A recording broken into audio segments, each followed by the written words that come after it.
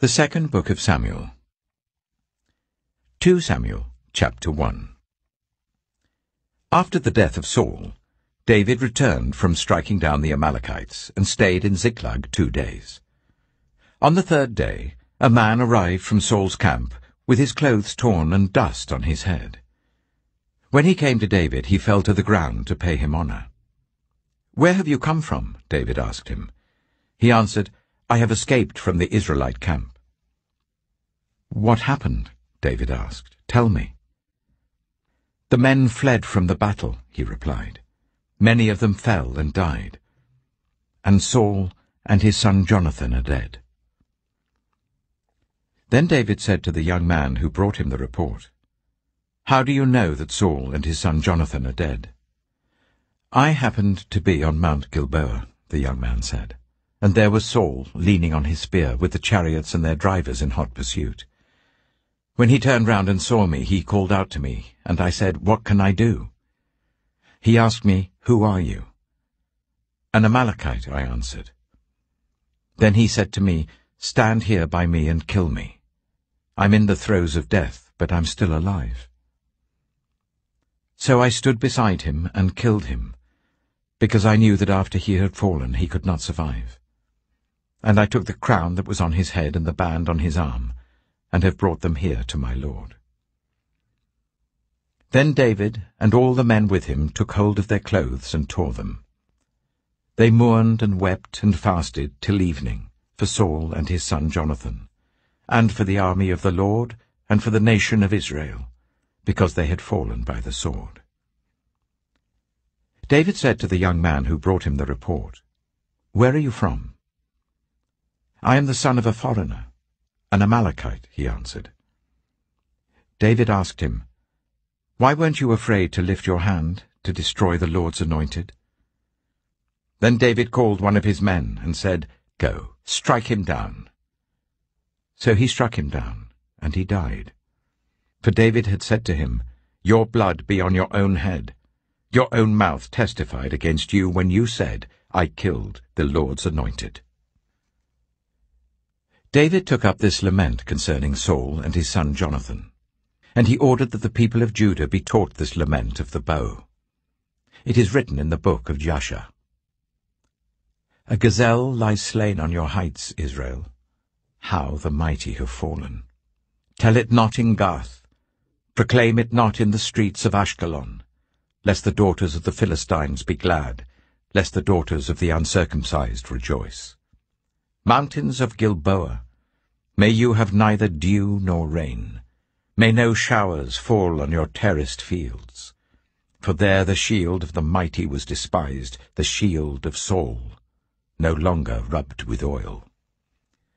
From the blood of the slain, from the flesh of the mighty, the bow of Jonathan did not turn back. The sword of Saul did not return unsatisfied.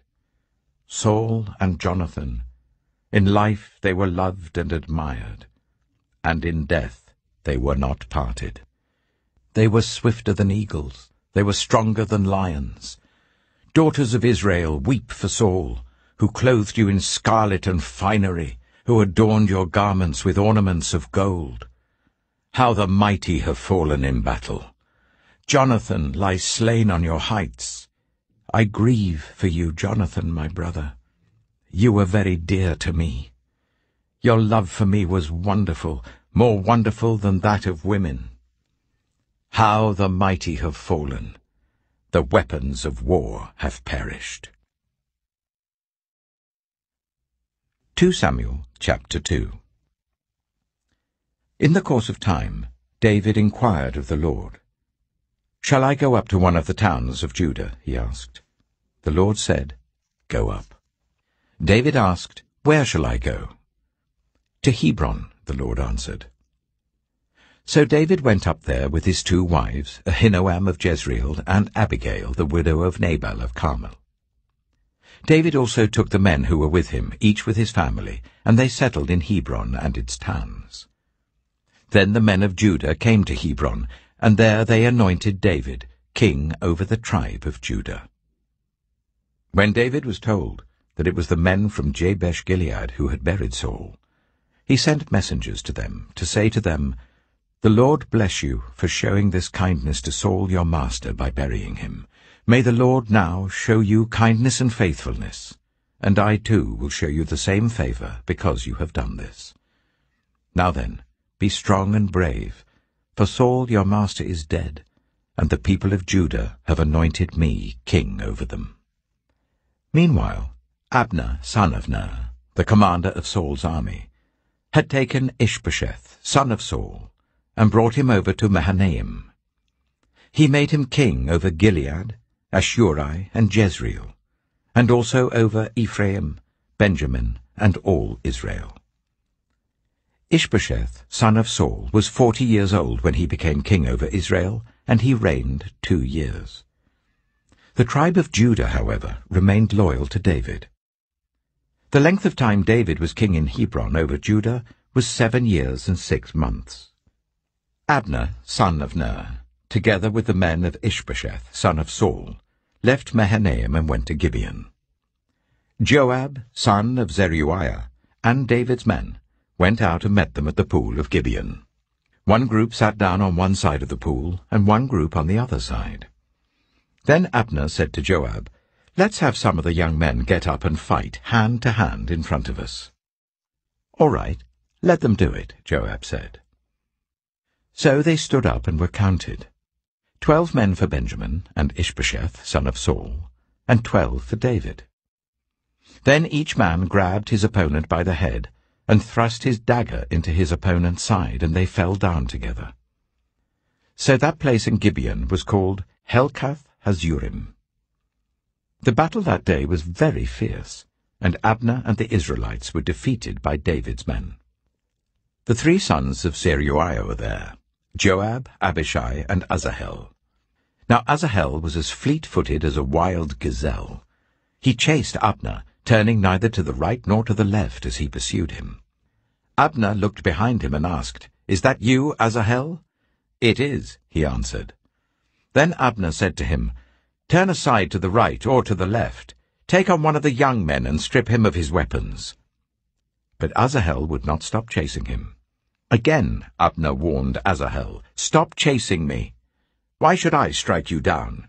How could I look your brother Joab in the face?" But Asahel refused to give up the pursuit.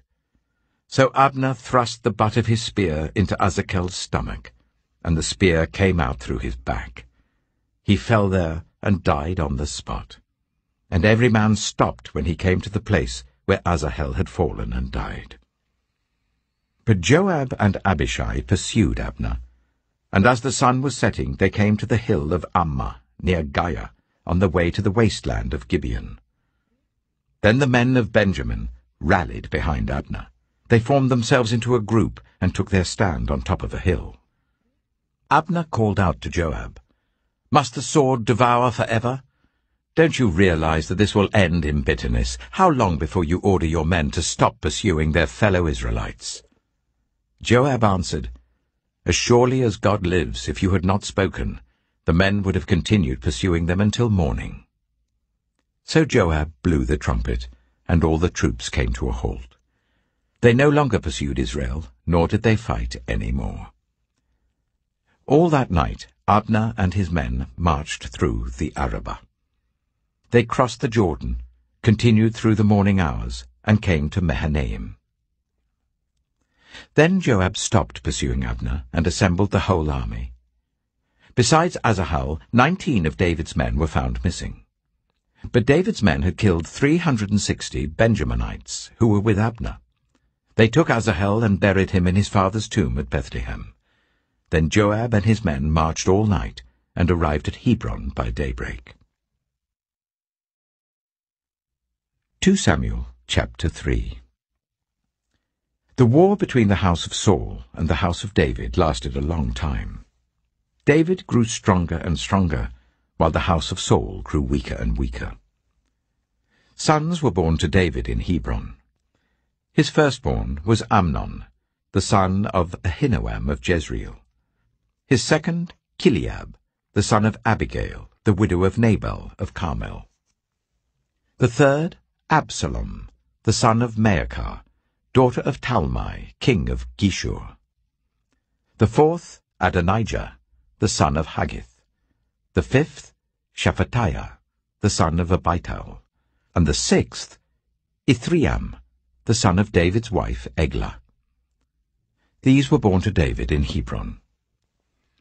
During the war between the house of Saul and the house of David, Abner had been strengthening his own position in the house of Saul. Now Saul had had a concubine named Rizpah, daughter of Aiah, and Ishbosheth said to Abner, "Why did you sleep with my father's concubine?" Abner was very angry because of what Ishbosheth had said. So he answered, "Am I a dog's head on Judah's side? This very day I am loyal to the house of your father Saul and to his family and friends. I haven't handed you over to David. Yet now you accuse me of an offense involving this woman. May God deal with Abner, be it ever so severely, if I do not do for David what the Lord promised him on oath, and transfer the kingdom from the house of Saul, and establish David's throne over Israel and Judah, from Dan to Beersheba." Ishbosheth did not dare to say another word to Abner, because he was afraid of him.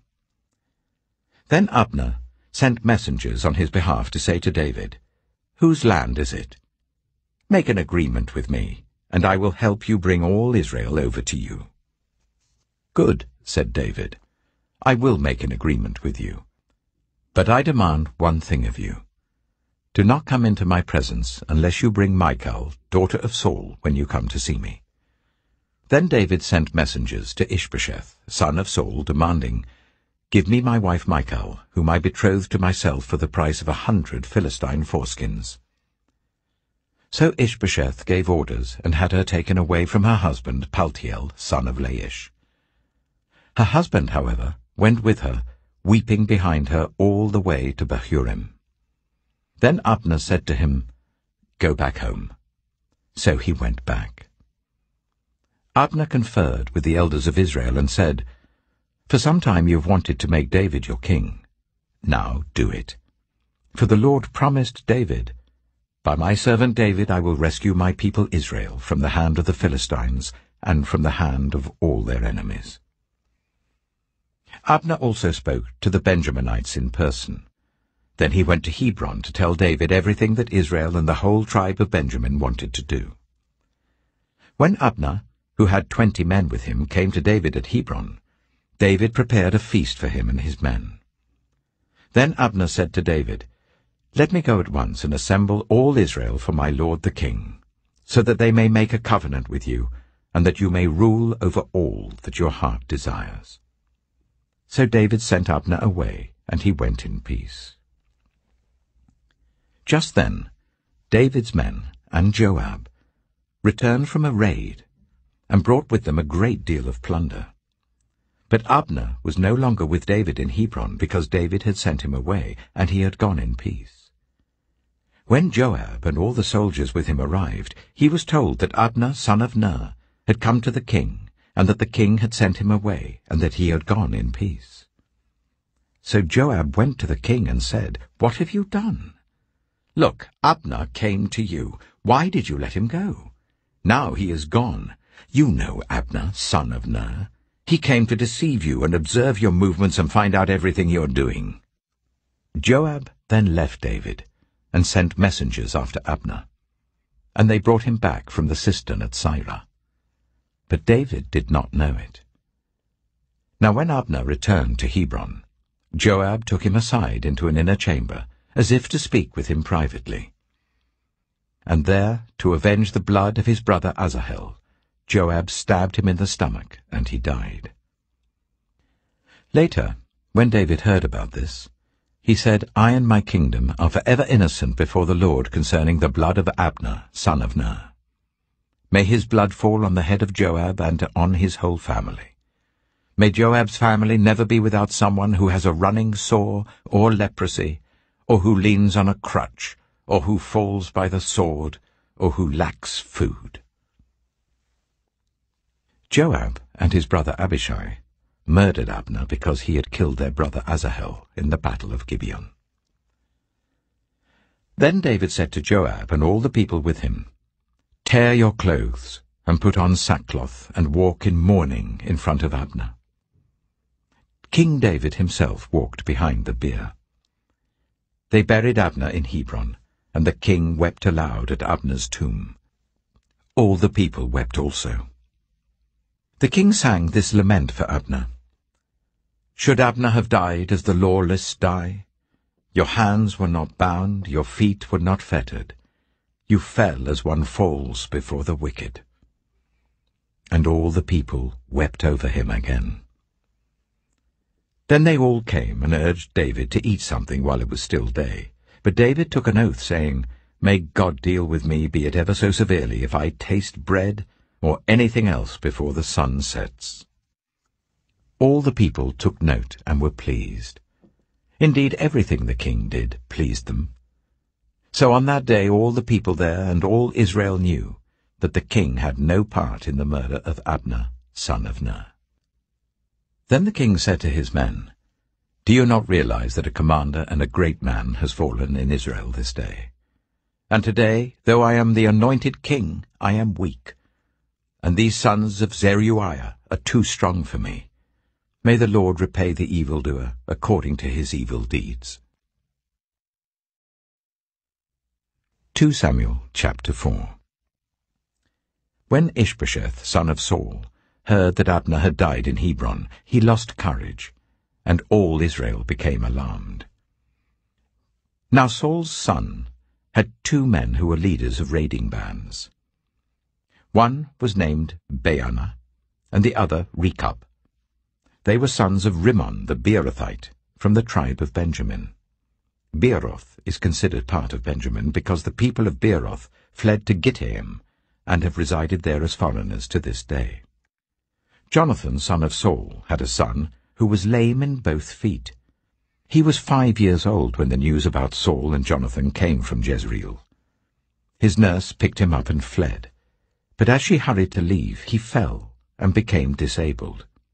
His name was Mephibosheth. Now Rechab and Baanah, the sons of Rimmon the Beerothite, set out for the house of Ishbosheth, and they arrived there in the heat of the day while he was taking his noonday rest. They went into the inner part of the house as if to get some wheat, and they stabbed him in the stomach. Then Rechab and his brother Baanah slipped away. They had gone into the house while he was lying on the bed in his bedroom. After they stabbed and killed him, they cut off his head. Taking it with them, they travelled all night by way of the Arabah. They brought the head of Ishbosheth to David at Hebron and said to the king, Here is the head of Ishbosheth, son of Saul, your enemy, who tried to kill you. This day the Lord has avenged my lord the king against Saul and his offspring.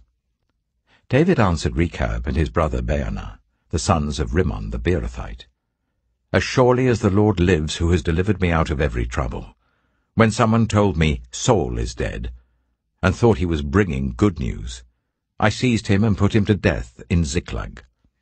That was the reward I gave him for his news. How much more, when wicked men have killed an innocent man in his own house and on his own bed? Should I not now demand his blood from your hand and rid the earth of you? So David gave an order to his men, and they killed them. They cut off their hands and feet and hung the bodies by the pool in Hebron. But they took the head of Ishbosheth and buried it in Abner's tomb at Hebron. 2 Samuel chapter 5. All the tribes of Israel came to David at Hebron and said, We are your own flesh and blood. In the past, while Saul was king over us, you were the one who led Israel on their military campaigns. And the Lord said to you, You shall shepherd my people Israel, and you shall become their ruler. When all the elders of Israel had come to King David at Hebron, the king made a covenant with them at Hebron before the Lord, and they anointed David king over Israel. David was 30 years old when he became king, and he reigned for 40 years. In Hebron he reigned over Judah for 7 years and 6 months, and in Jerusalem he reigned over all Israel and Judah for 33 years. The king and his men marched to Jerusalem to attack the Jebusites who lived there. The Jebusites said to David, You will not get in here. Even the blind and the lame can ward you off." They thought, "David cannot get in here." Nevertheless, David captured the fortress of Zion, which is the city of David. On that day, David had said, "Anyone who conquers the Jebusites will have to use the water shaft to reach those lame and blind, who are David's enemies. That is why they say, 'The blind and lame will not enter the palace.'" David then took up residence in the fortress and called it the City of David. He built up the area around it from the terraces inwards, and he became more and more powerful because the Lord God Almighty was with him. Now Hiram, king of Tyre, sent envoys to David, along with cedar logs and carpenters and stonemasons, and they built a palace for David. Then David knew that the Lord had established him as king over Israel, and had exalted his kingdom for the sake of his people Israel. After he left Hebron, David took more concubines and wives in Jerusalem, and more sons and daughters were born to him. These are the names of the children born to him there: Shammua, Shobab, Nathan, Solomon, Ipah, Elishua, Nepheg, Japhiah, Elishama, Eliada, and Eliphalet. When the Philistines heard that David had been anointed king over Israel, they went up in full force to search for him. But David heard about it and went down to the stronghold. Now the Philistines had come and spread out in the valley of Rephaim. So David inquired of the Lord, "Shall I go and attack the Philistines? Will you deliver them into my hands?" The Lord answered him, "Go, for I will surely deliver the Philistines into your hands." So David went to Baal-perazim, and there he defeated them. He said, "As the waters break out, the Lord has broken out against my enemies before me." So that place was called Baal-perazim. The Philistines abandoned their idols there, and David and his men carried them off. Once more the Philistines came up, and spread out in the valley of Rephaim. So David inquired of the Lord, and he answered, "Do not go straight up, but circle round behind them and attack them in front of the poplar trees. As soon as you hear the sound of marching in the tops of the poplar trees, move quickly, because that will mean the Lord has gone out in front of you to strike the Philistine army." So David did as the Lord commanded him, and he struck down the Philistines all the way from Gibeon to Gezer. 2 Samuel chapter 6. David again brought together all the able young men of Israel, 30,000. He and all his men went to Baalah in Judah to bring up from there the ark of God, which is called by the name of the Lord Almighty, who is enthroned between the cherubim on the ark. They set the ark of God on a new cart, and brought it from the house of Abinadab, which was on the hill. Uzzah and Ahio, sons of Abinadab, were guiding the new cart with the ark of God on it, and Ahio was walking in front of it. David and all Israel were celebrating with all their might before the Lord, with castanets, harps, lyres, tambourines, rattles, and cymbals. When they came to the threshing floor of Nakon, Uzzah reached out and took hold of the ark of God because the oxen stumbled. The Lord's anger burned against Uzzah because of his irreverent act. Therefore God struck him down, and he died there beside the ark of God. Then David was angry because the Lord's wrath had broken out against Uzzah, and to this day that place is called Perez Uzzah. David was afraid of the Lord that day, and said, "How can the ark of the Lord ever come to me?"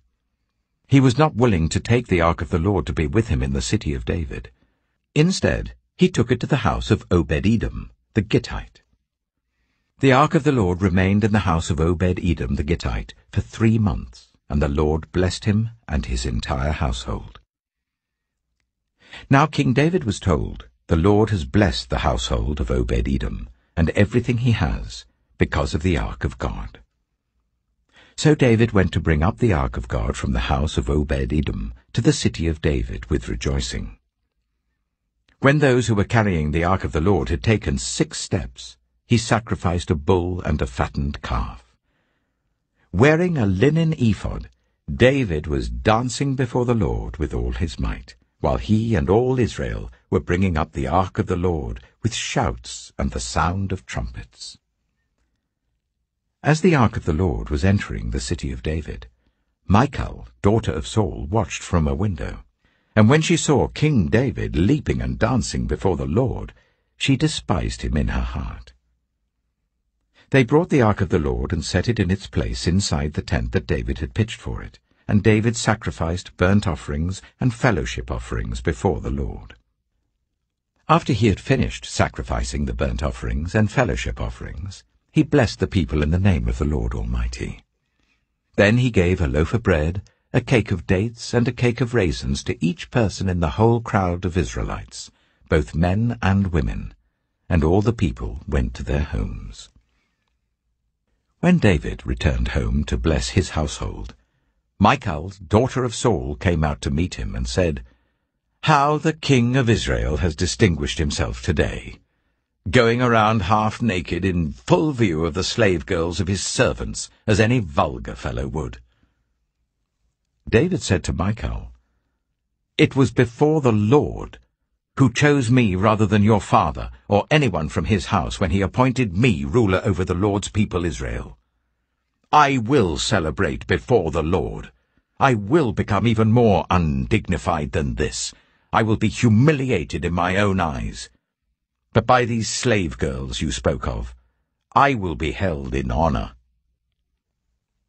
And Michal, daughter of Saul, had no children to the day of her death. 2 Samuel chapter 7. After the king was settled in his palace, and the Lord had given him rest from all his enemies around him, he said to Nathan the prophet, "Here I am, living in a house of cedar, while the ark of God remains in a tent." Nathan replied to the king, "Whatever you have in mind, go ahead and do it, for the Lord is with you." But that night the word of the Lord came to Nathan, saying, "Go and tell my servant David, this is what the Lord says. Are you the one to build me a house to dwell in? I have not dwelt in a house from the day I brought the Israelites up out of Egypt to this day. I have been moving from place to place with a tent as my dwelling. Wherever I have moved with all the Israelites, did I ever say to any of their rulers, whom I commanded to shepherd my people Israel, 'Why have you not built me a house of cedar?' Now then, tell my servant David, this is what the Lord Almighty says. I took you from the pasture, from tending the flock, and appointed you ruler over my people Israel. I have been with you wherever you have gone, and I have cut off all your enemies from before you. Now I will make your name great, like the names of the greatest men on earth. And I will provide a place for my people Israel, and will plant them so that they can have a home of their own, and no longer be disturbed.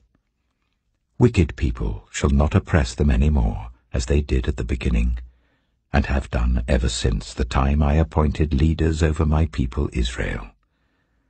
I will also give you rest from all your enemies. The Lord declares to you that the Lord himself will establish a house for you.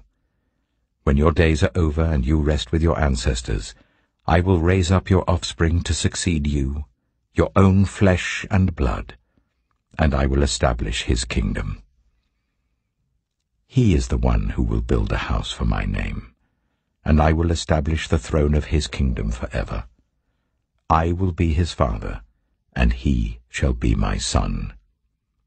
When he does wrong, I will punish him with a rod wielded by men, with floggings inflicted by human hands.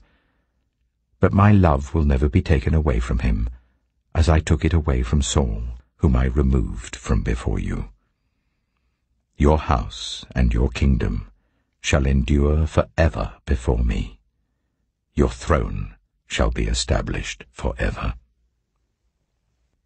Nathan reported to David all the words of this entire revelation. Then King David went in and sat before the Lord, and he said, "Who am I, sovereign Lord? And what is my family, that you have brought me this far? And as if this were not enough in your sight, sovereign Lord, you have also spoken about the future of the house of your servant, and this decree, sovereign Lord, is for a mere human. What more can David say to you? For you know your servant, sovereign Lord. For the sake of your word and according to your will, you have done this great thing and made it known to your servant. How great you are, sovereign Lord! There is no one like you, and there is no God but you, as we have heard with our own ears. And who is like your people Israel, the one nation on earth that God went out to redeem as a people for himself, and to make a name for himself, and to perform great and awesome wonders by driving out nations and their gods from before your people, whom you redeemed from Egypt? You have established your people Israel as your very own forever, and you, Lord, have become their God. And now, Lord God, keep forever the promise you have made concerning your servant and his house. Do as you promised, so that your name will be great forever.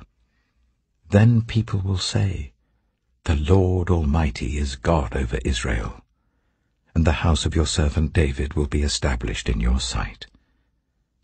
Lord Almighty, God of Israel, you have revealed this to your servant, saying, I will build a house for you. So your servant has found courage to pray this prayer to you. Sovereign Lord, you are God. Your covenant is trustworthy, and you have promised these good things to your servant. Now be pleased to bless the house of your servant, that it may continue forever in your sight. For you, sovereign Lord, have spoken, and with your blessing the house of your servant will be blessed forever. 2 Samuel chapter 8. In the course of time, David defeated the Philistines and subdued them. And he took Metheg-Ammah from the control of the Philistines. David also defeated the Moabites. He made them lie down on the ground and measured them off with a length of cord. Every 2 lengths of them were put to death, and the 3rd length was allowed to live. So the Moabites became subject to David and brought him tribute. Moreover, David defeated Hadadezer, son of Rehob, king of Zobah, when he went to restore his monument at the river Euphrates. David captured 1,000 of his chariots, 7,000 charioteers, and 20,000 foot soldiers. He hamstrung all but 100 of the chariot horses. When the Arameans of Damascus came to help Hadadezer, king of Zobah, David struck down 22,000 of them. He put garrisons in the Aramean kingdom of Damascus, and the Arameans became subject to him and brought tribute. The Lord gave David victory wherever he went. David took the gold shields that belonged to the officers of Hadadezer and brought them to Jerusalem. From Tebah and Berothai, towns that belonged to Hadadezer, King David took a great quantity of bronze. When Tou, king of Hamath, heard that David had defeated the entire army of Hadadezer, he sent his son Joram to King David to greet him and congratulate him on his victory in battle over Hadadezer, who had been at war with Tou. Joram brought with him articles of silver, of gold, and of bronze. King David dedicated these articles to the Lord, as he had done with the silver and gold from all the nations he had subdued: Edom and Moab, the Ammonites and the Philistines, and Amalek. He also dedicated the plunder taken from Hadadezer, son of Rehob, king of Zobah. And David became famous after he returned from striking down 18,000 Edomites in the valley of Salt. He put garrisons throughout Edom, and all the Edomites became subject to David. The Lord gave David victory wherever he went. David reigned over all Israel, doing what was just and right for all his people. Joab, son of Zeruiah, was over the army. Jehoshaphat, son of Ahilud, was recorder. Zadok, son of Ahitub, and Ahimelech, son of Abiathar, were priests. Sariah was secretary. Benaiah, son of Jehoiada, was over the Kerethites and Pelethites, and David's sons were priests. 2 Samuel chapter 9. David asked, "Is there anyone still left of the house of Saul, to whom I can show kindness for Jonathan's sake?" Now there was a servant of Saul's household named Ziba. They summoned him to appear before David, and the king said to him, "Are you Ziba?" "At your service," he replied. The king asked, "Is there no one still alive from the house of Saul, to whom I can show God's kindness?" Ziba answered the king, "There is still a son of Jonathan. He is lame in both feet."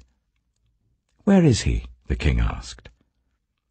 Ziba answered, "He is at the house of Machir, son of Amiel, in Lo-debar."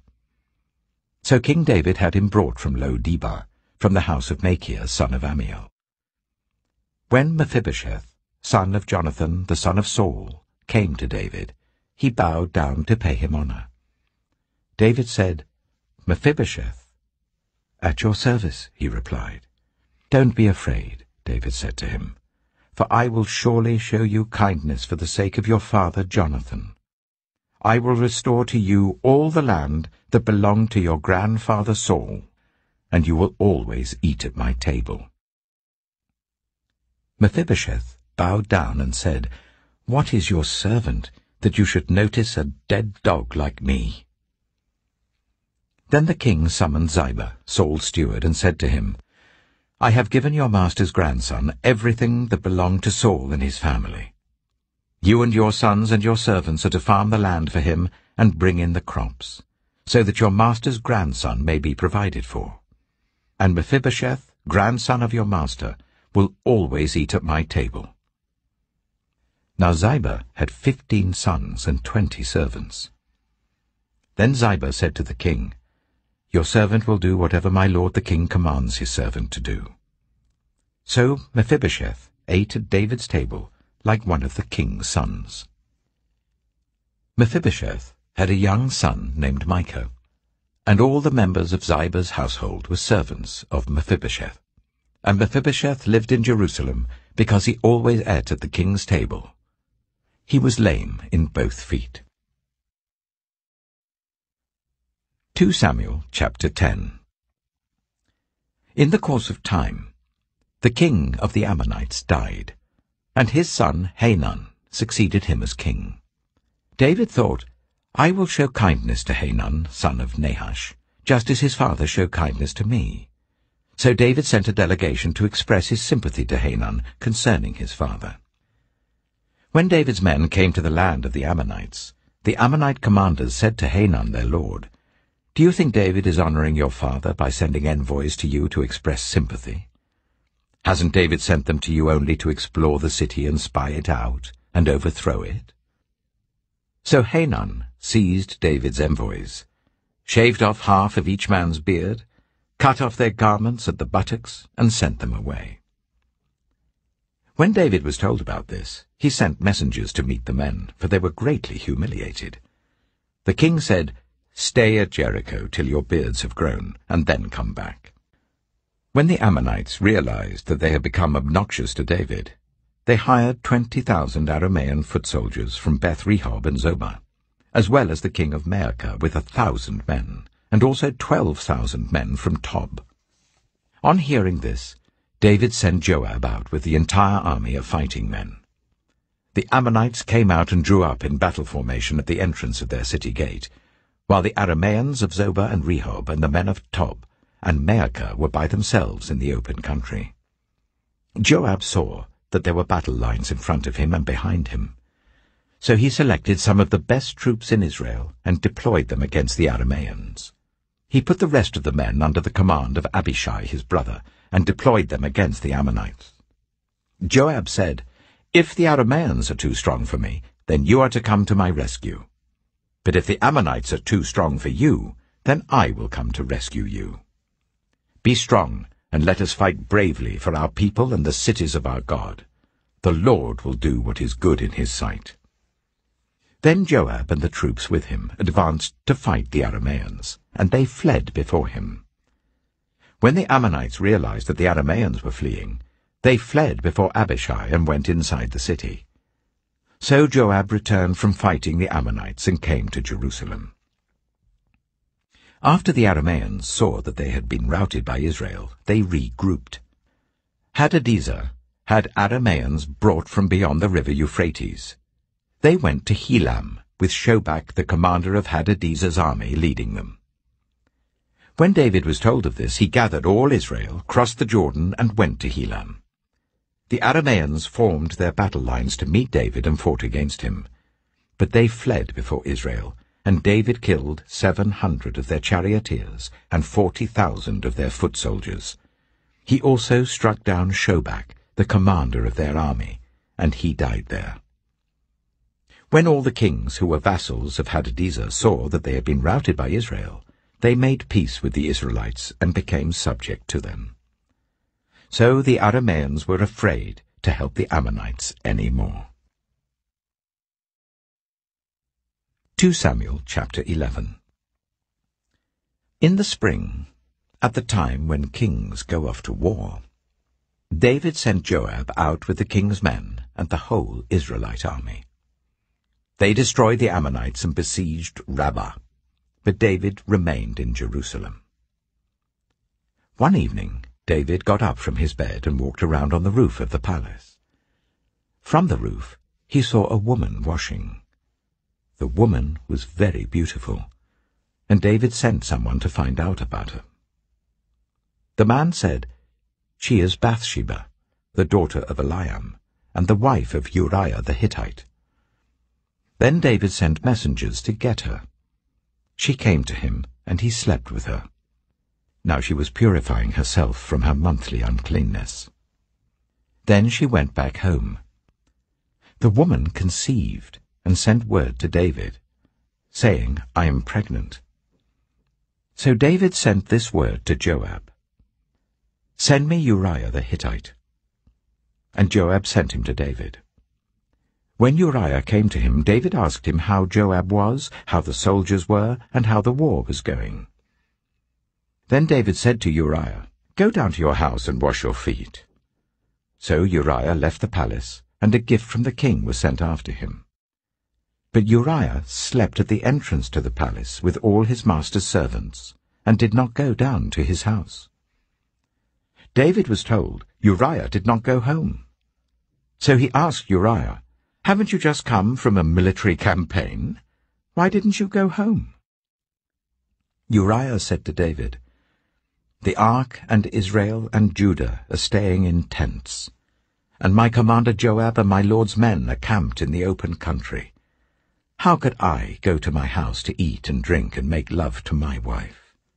As surely as you live, I will not do such a thing."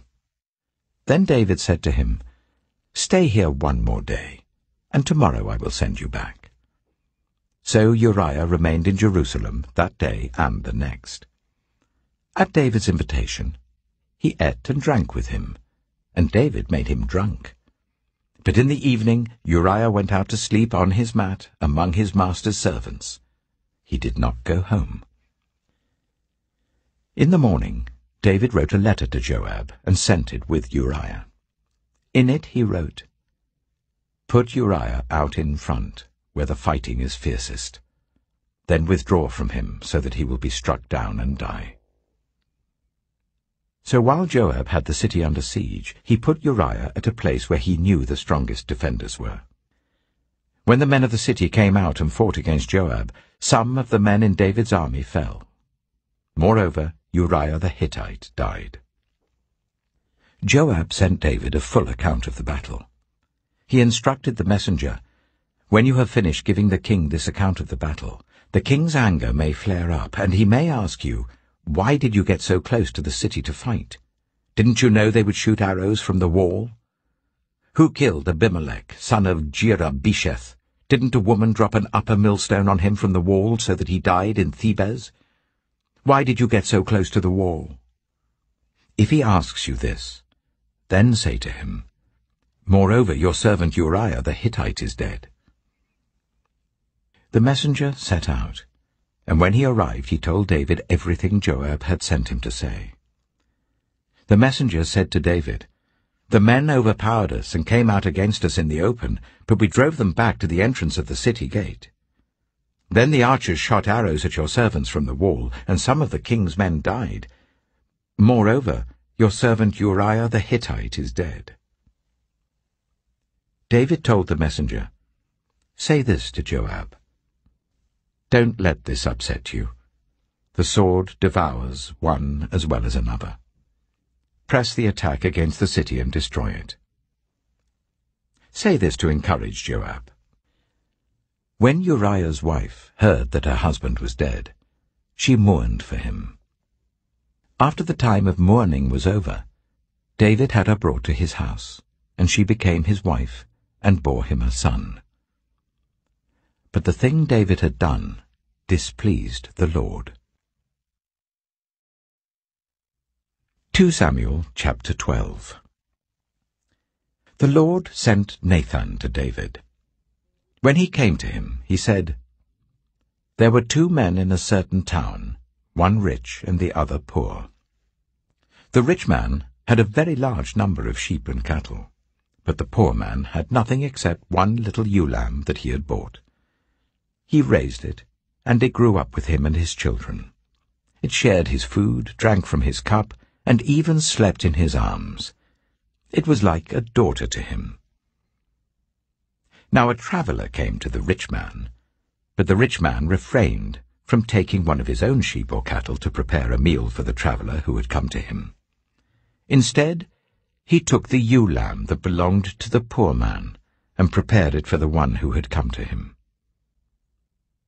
David burned with anger against the man and said to Nathan, As surely as the Lord lives, the man who did this must die. He must pay for that lamb 4 times over, because he did such a thing and had no pity. Then Nathan said to David, You are the man. This is what the Lord, the God of Israel, says. I anointed you king over Israel, and I delivered you from the hand of Saul. I gave your master's house to you, and your master's wives into your arms. I gave you all Israel and Judah. And if all this had been too little, I would have given you even more. Why did you despise the word of the Lord by doing what is evil in his eyes? You struck down Uriah the Hittite with the sword and took his wife to be your own. You killed him with the sword of the Ammonites. Now, therefore, the sword shall never depart from your house, because you despised me and took the wife of Uriah the Hittite to be your own. This is what the Lord says. Out of your own household I'm going to bring calamity on you. Before your very eyes I will take your wives and give them to one who is close to you, and he will sleep with your wives in broad daylight. You did it in secret, but I will do this thing in broad daylight before all Israel. Then David said to Nathan, I have sinned against the Lord. Nathan replied, The Lord has taken away your sin. You're not going to die. But because by doing this you have shown utter contempt for the Lord, the son born to you will die. After Nathan had gone home, the Lord struck the child that Uriah's wife had borne to David, and he became ill. David pleaded with God for the child. He fasted and spent the nights lying in sackcloth on the ground. The elders of his household stood beside him to get him up from the ground, but he refused, and he would not eat any food with them. On the 7th day, the child died. David's attendants were afraid to tell him that the child was dead, for they thought, while the child was still living, he wouldn't listen to us when we spoke to him. How can we now tell him the child is dead? He may do something desperate. David noticed that his attendants were whispering among themselves, and he realized that the child was dead. "Is the child dead?" he asked. "Yes," they replied, "he is dead." Then David got up from the ground. After he had washed, put on lotions and changed his clothes, he went into the house of the Lord and worshipped. Then he went to his own house, and at his request they served him food, and he ate. His attendants asked him, "Why are you acting in this way? While the child was alive, you fasted and wept, but now that the child is dead, you get up and eat." He answered, "While the child was alive, I fasted and wept. I thought, who knows? The Lord may be gracious to me and let the child live. But now that he is dead, why should I go on fasting? Can I bring him back again? I will go to him, but he will not return to me." Then David comforted his wife Bathsheba, and he went to her and made love to her. She gave birth to a son, and they named him Solomon.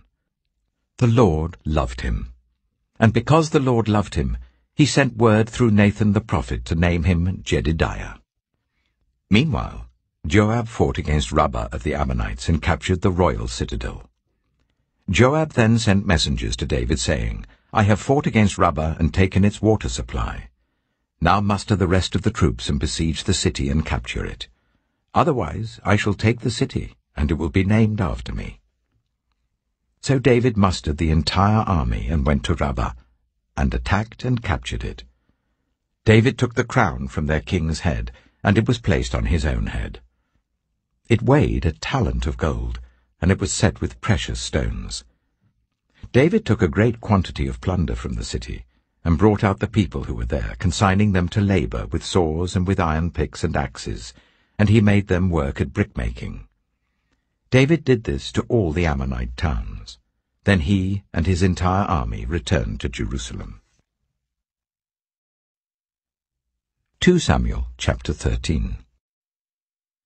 In the course of time, Amnon, son of David, fell in love with Tamar, the beautiful sister of Absalom, son of David. Amnon became so obsessed with his sister Tamar that he made himself ill. She was a virgin, and it seemed impossible for him to do anything to her. Now Amnon had an adviser named Jonadab, son of Shimeah, David's brother. Jonadab was a very shrewd man. He asked Amnon, "Why do you, the king's son, look so haggard morning after morning? Won't you tell me?" Amnon said to him, "I'm in love with Tamar, my brother Absalom's sister." "Go to bed and pretend to be ill," Jonadab said. "When your father comes to see you, say to him, 'I would like my sister Tamar to come and give me something to eat. Let her prepare the food in my sight, so that I may watch her and then eat it from her hand.'" So Amnon lay down and pretended to be ill.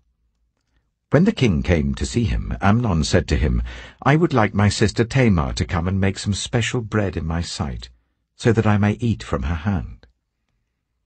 David sent word to Tamar at the palace, "Go to the house of your brother Amnon and prepare some food for him." So Tamar went to the house of her brother Amnon, who was lying down. She took some dough, kneaded it, made the bread in his sight, and baked it.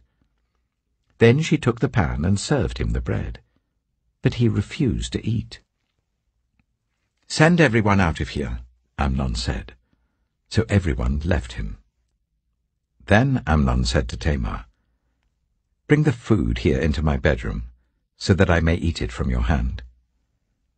And Tamar took the bread she had prepared and brought it to her brother Amnon in his bedroom. But when she took it to him to eat, he grabbed her and said, "Come to bed with me, my sister." "No, my brother," she said to him, "don't force me. Such a thing should not be done in Israel. Don't do this wicked thing. What about me? Where could I get rid of my disgrace? And what about you? You would be like one of the wicked fools in Israel. Please speak to the king. He will not keep me from being married to you." But he refused to listen to her, and since he was stronger than she, he raped her. Then Amnon hated her with intense hatred. In fact, he hated her more than he had loved her. Amnon said to her, Get up and get out." "No," she said to him. "Sending me away would be a greater wrong than what you have already done to me." But he refused to listen to her. He called his personal servant and said, "Get this woman out of my sight and bolt the door after her." So his servant put her out and bolted the door after her. She was wearing an ornate robe, for this was the kind of garment the virgin daughters of the king wore. Tamar put ashes on her head and tore the ornate robe she was wearing. She put her hands on her head and went away, weeping aloud as she went. Her brother Absalom said to her, "Has that Amnon, your brother, been with you?" "Be quiet for now, my sister. He is your brother. Don't take this thing to heart." And Tamar lived in her brother Absalom's house, a desolate woman. When King David heard all this, he was furious. And Absalom never said a word to Amnon, either good or bad. He hated Amnon because he had disgraced his sister Tamar. 2 years later, when Absalom's sheep-shearers were at Baal-Hazor, near the border of Ephraim, he invited all the king's sons to come there. Absalom went to the king and said, "Your servant has had shearers come. Will the king and his attendants please join me?" "No, my son," the king replied. "All of us should not go. We would only be a burden to you." Although Absalom urged him, he still refused to go but gave him his blessing. Then Absalom said, "If not, please let my brother Amnon come with us."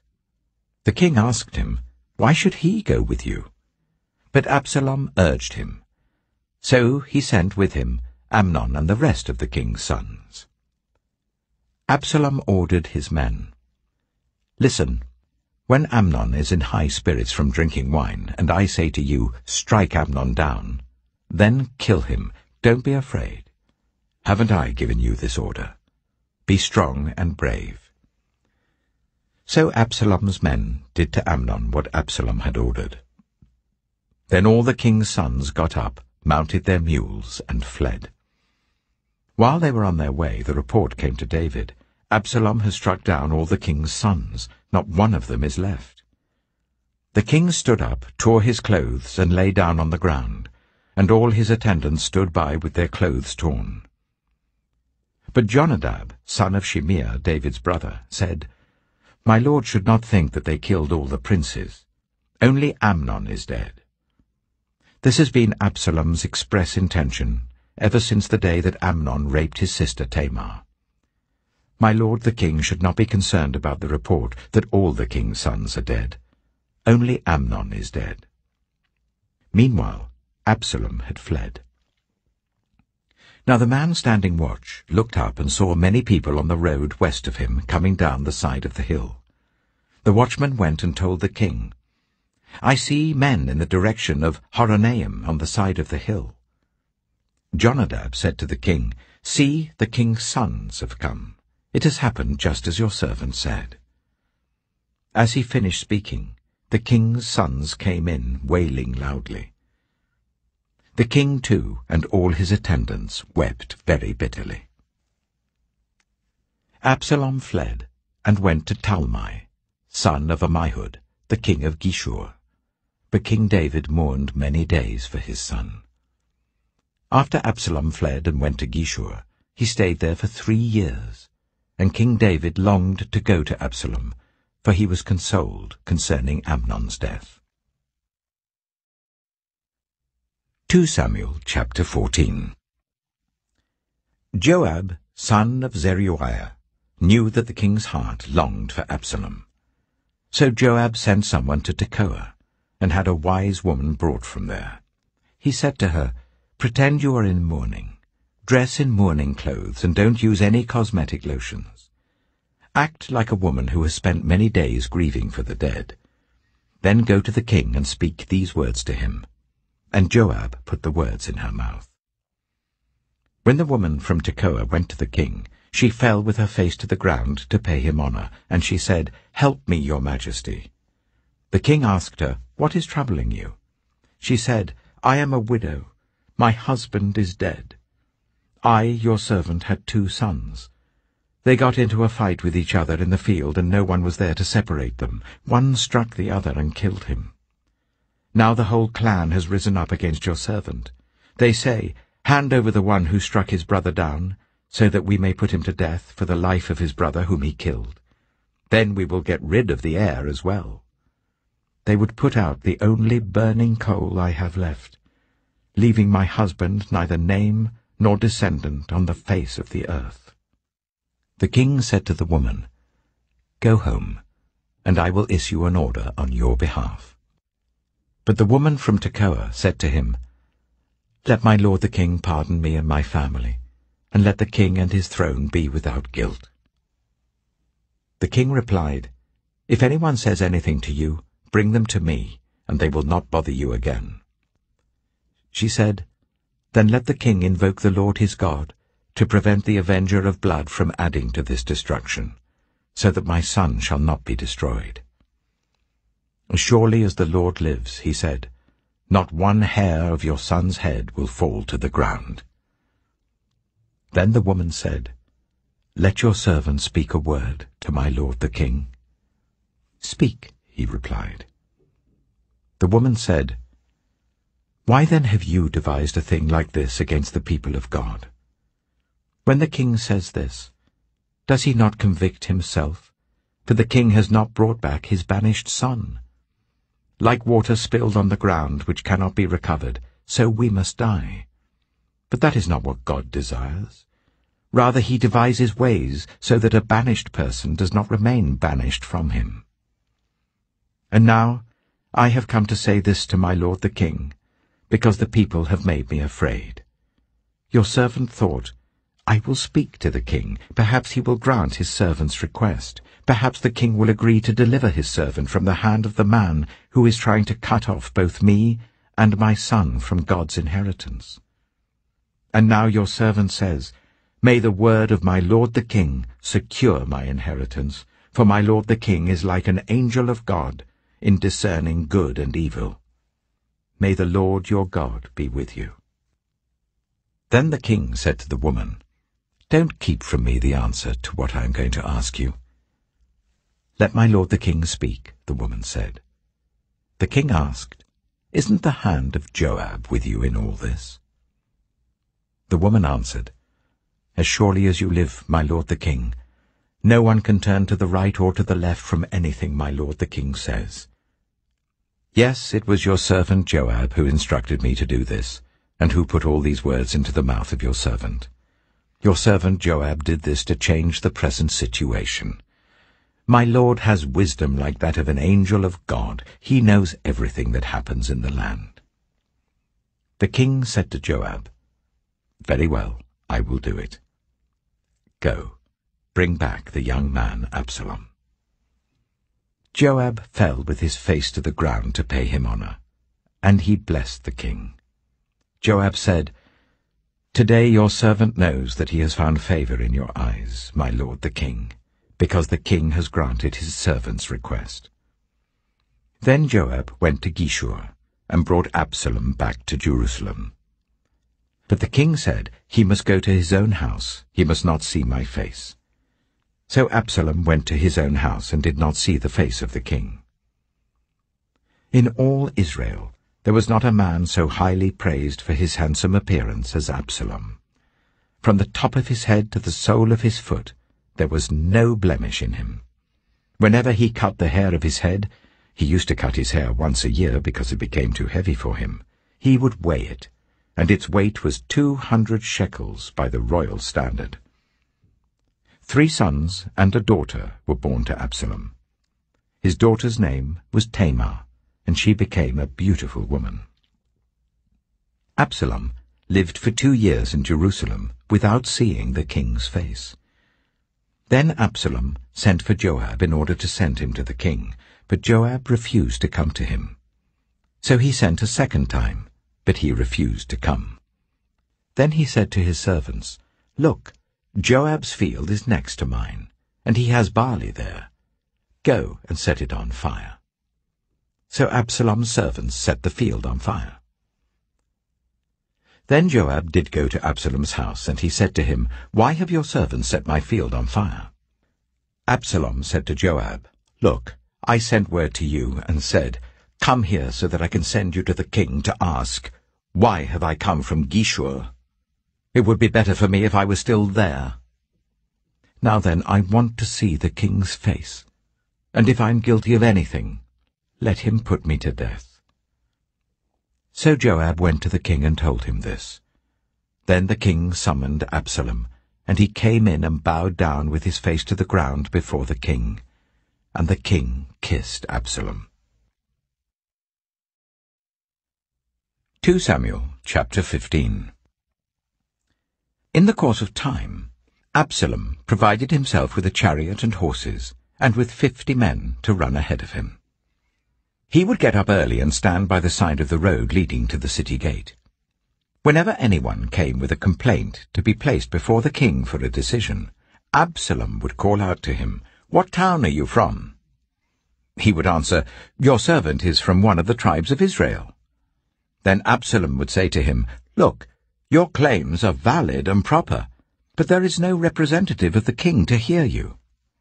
And Absalom would add, "If only I were appointed judge in the land, then everyone who has a complaint or case could come to me, and I would see that they receive justice."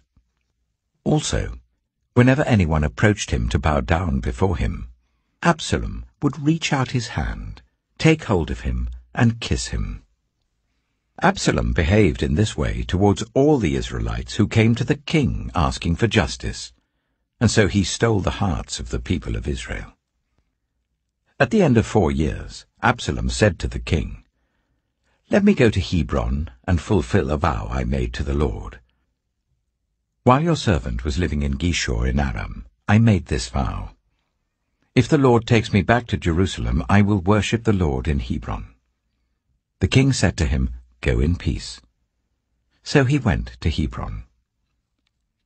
Then Absalom sent secret messengers throughout the tribes of Israel to say, "As soon as you hear the sound of the trumpets, then say, 'Absalom is king in Hebron.'" 200 men from Jerusalem had accompanied Absalom. They had been invited as guests and went quite innocently, knowing nothing about the matter. While Absalom was offering sacrifices, he also sent for Ahithophel, the Gilonite, David's counselor, to come from Gilo, his hometown.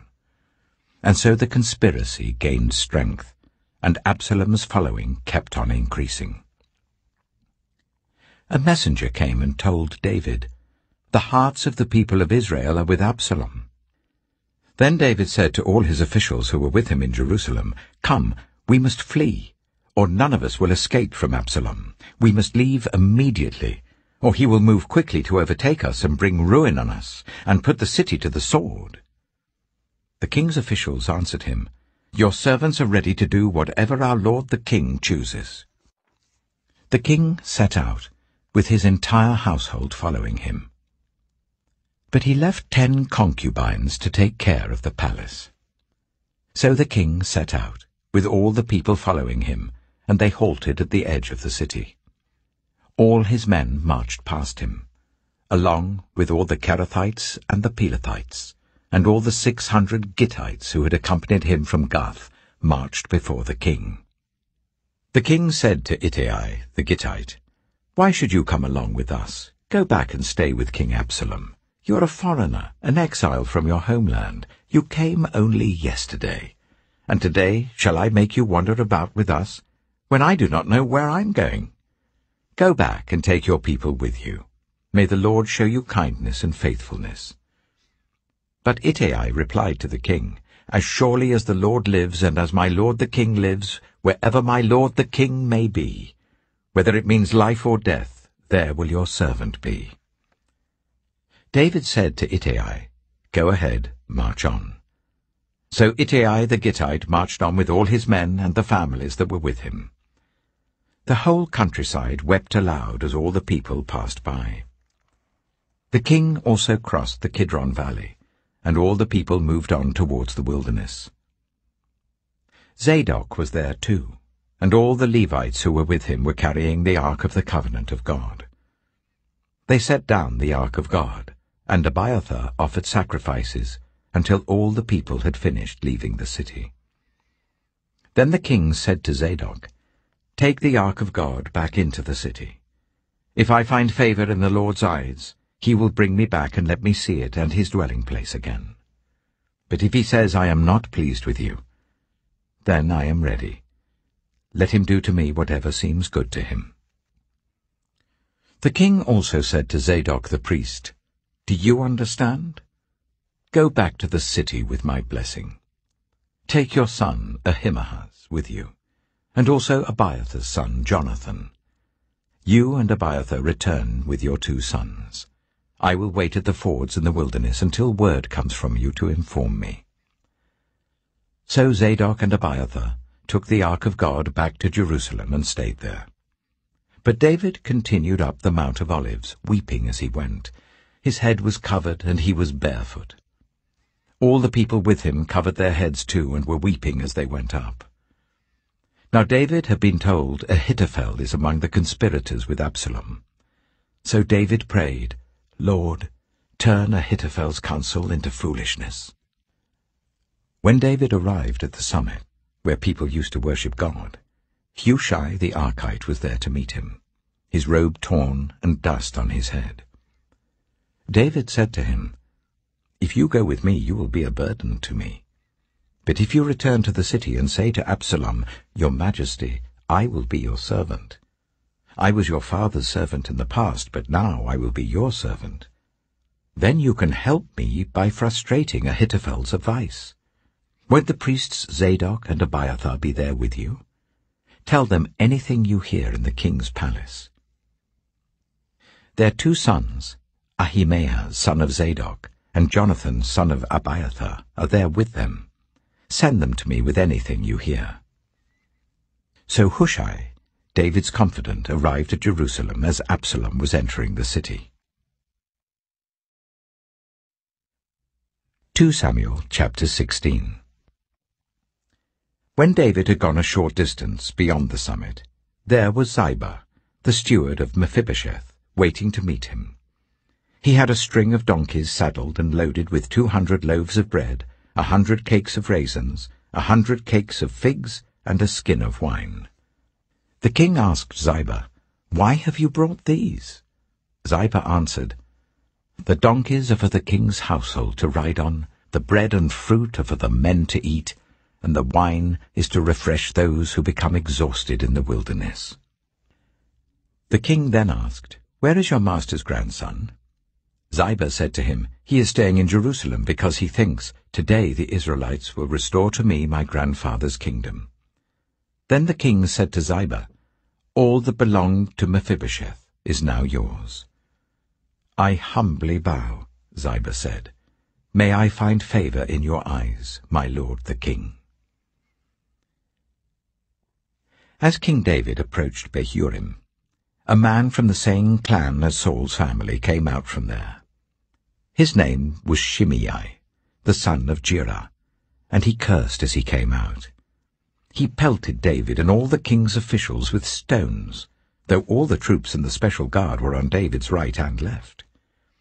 As he cursed, Shimei said, get out, you murderer, you scoundrel! The Lord has repaid you for all the blood you shed in the household of Saul, in whose place you have reigned. The Lord has given the kingdom into the hands of your son Absalom. You have come to ruin because you are a murderer." Then Abishai, son of Zeruiah, said to the king, "Why should this dead dog curse my lord the king? Let me go over and cut off his head." But the king said, "What does this have to do with you, you sons of Zeruiah? If he is cursing because the Lord said to him, 'Curse David,' who can ask, 'Why do you do this?'" David then said to Abishai and all his officials, "My son, my own flesh and blood, is trying to kill me. How much more then this Benjaminite? Leave him alone, let him curse, for the Lord has told him to. It may be that the Lord will look upon my misery and restore to me his covenant blessing instead of his curse today." So David and his men continued along the road, while Shimei was going along the hillside opposite him, cursing as he went and throwing stones at him and showering him with dirt. The king and all the people with him arrived at their destination exhausted, and there he refreshed himself. Meanwhile, Absalom and all the men of Israel came to Jerusalem, and Ahithophel was with him.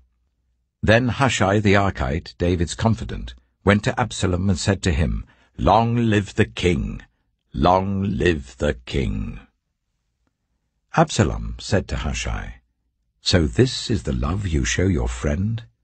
If he's your friend, why didn't you go with him?" Hushai said to Absalom, "No, the one chosen by the Lord, by these people and by all the men of Israel, his I will be, and I will remain with him. Furthermore, whom should I serve? Should I not serve the son? Just as I served your father, so I will serve you." Absalom said to Ahithophel, "Give us your advice. What should we do?" Ahithophel answered, "Sleep with your father's concubines, whom he left to take care of the palace. Then all Israel will hear that you have made yourself obnoxious to your father, and the hands of everyone with you will be more resolute." So they pitched a tent for Absalom on the roof, and he slept with his father's concubines in the sight of all Israel. Now in those days the advice Ahithophel gave was like that of one who inquires of God. That was how both David and Absalom regarded all of Ahithophel's advice. 2 Samuel chapter 17. Ahithophel said to Absalom, "I would choose 12,000 men and set out tonight in pursuit of David. I would attack him while he is weary and weak. I would strike him with terror, and then all the people with him will flee. I would strike down only the king and bring all the people back to you.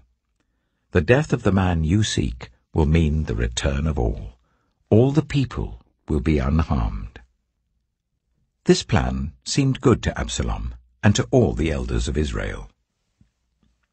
But Absalom said, "Summon also Hushai the Archite, so that we can hear what he has to say as well." When Hushai came to him, Absalom said, "Ahithophel has given this advice. Should we do what he says? If not, give us your opinion." Hushai replied to Absalom, "The advice Ahithophel has given is not good this time. You know your father and his men. They're fighters, and as fierce as a wild bear robbed of her cubs. Besides, your father is an experienced fighter. He will not spend the night with the troops. Even now he is hidden in a cave or some other place.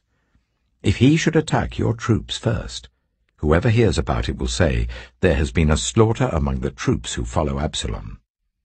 Then even the bravest soldier, whose heart is like the heart of a lion, will melt with fear, for all Israel knows that your father is a fighter, and that those with him are brave. So I advise you, let all Israel, from Dan to Beersheba, as numerous as the sand on the seashore, be gathered to you, with you yourself leading them into battle. Then we will attack him wherever he may be found, and we will fall on him as dew settles on the ground. Neither he nor any of his men will be left alive. If he withdraws into a city, then all Israel will bring ropes to that city, and we will drag it down to the valley until not so much as a pebble is left." Absalom and all the men of Israel said, "The advice of Hushai the Archite is better than that of Ahithophel." For the Lord had determined to frustrate the good advice of Ahithophel in order to bring disaster on Absalom. Hushai told Zadok and Abiathar the priests, "Ahithophel has advised Absalom and the elders of Israel to do such and such, but I have advised them to do so and so. Now send a message at once and tell David, 'Do not spend the night at the fords in the wilderness. Cross over without fail, or the king and all the people with him will be swallowed up.'" Jonathan and Ahimaaz were staying at En-Rogel. A female servant was to go and inform them, and they were to go and tell King David, for they could not risk being seen entering the city. But a young man saw them and told Absalom. So the two of them left at once and went to the house of a man in Bahurim. He had a well in his courtyard, and they climbed down into it. His wife took a covering and spread it out over the opening of the well and scattered corn over it. No one knew anything about it. When Absalom's men came to the woman of the house, they asked, "Where are Ahimaaz and Jonathan?" The woman answered them, "They crossed over the brook." The men searched but found no one, so they returned to Jerusalem. After they had gone, the two climbed out of the well and went to inform King David. They said to him, "Set out and cross the river at once. Ahithophel has advised such and such against you." So David and all the people with him set out and crossed the Jordan. By daybreak, no one was left who had not crossed the Jordan. When Ahithophel saw that his advice had not been followed, he saddled his donkey and set out for his house in his hometown. He put his house in order and then hanged himself. So he died and was buried in his father's tomb. David went to Mahanaim, and Absalom crossed the Jordan with all the men of Israel. Absalom had appointed Amasa over the army in place of Joab. Amasa was the son of Jether, an Ishmaelite who had married Abigail, the daughter of Nahash, the sister of Zeruiah, the mother of Joab. The Israelites and Absalom camped in the land of Gilead. When David came to Mahanaim, Shobai, son of Nahash from Rabbah of the Ammonites, and Machir, son of Ammiel from Lo-debar, and Barzillai the Gilead from Rogelim, brought bedding and bowls and articles of pottery. They also brought wheat and barley, flour and roasted grain, beans and lentils, honey and curds, sheep and cheese from cow's milk, for David and his people to eat. For they said, "The people have become exhausted and hungry and thirsty in the wilderness." 2 Samuel chapter 18. David mustered the men who were with him and appointed over them commanders of thousands and commanders of hundreds. David sent out his troops, a third under the command of Joab, a third under Joab's brother Abishai, son of Zeruiah, and a third under Ittai the Gittite. The king told the troops, "I myself will surely march out with you." But the men said, "You must not go out. If we are forced to flee, they won't care about us. Even if half of us die, they won't care. But you are worth 10,000 of us. It would be better now for you to give us support from the city." The king answered, "I will do whatever seems best to you." So the king stood beside the gate while all his men marched out in units of hundreds and of thousands. The king commanded Joab, Abishai, and Ittai, "Be gentle with the young man Absalom for my sake." And all the troops heard the king give orders concerning Absalom to each of the commanders. David's army marched out of the city to fight Israel, and the battle took place in the forest of Ephraim. There Israel's troops were routed by David's men, and the casualties that day were great, 20,000 men. The battle spread out over the whole countryside, and the forest swallowed up more men that day than the sword. Now Absalom happened to meet David's men.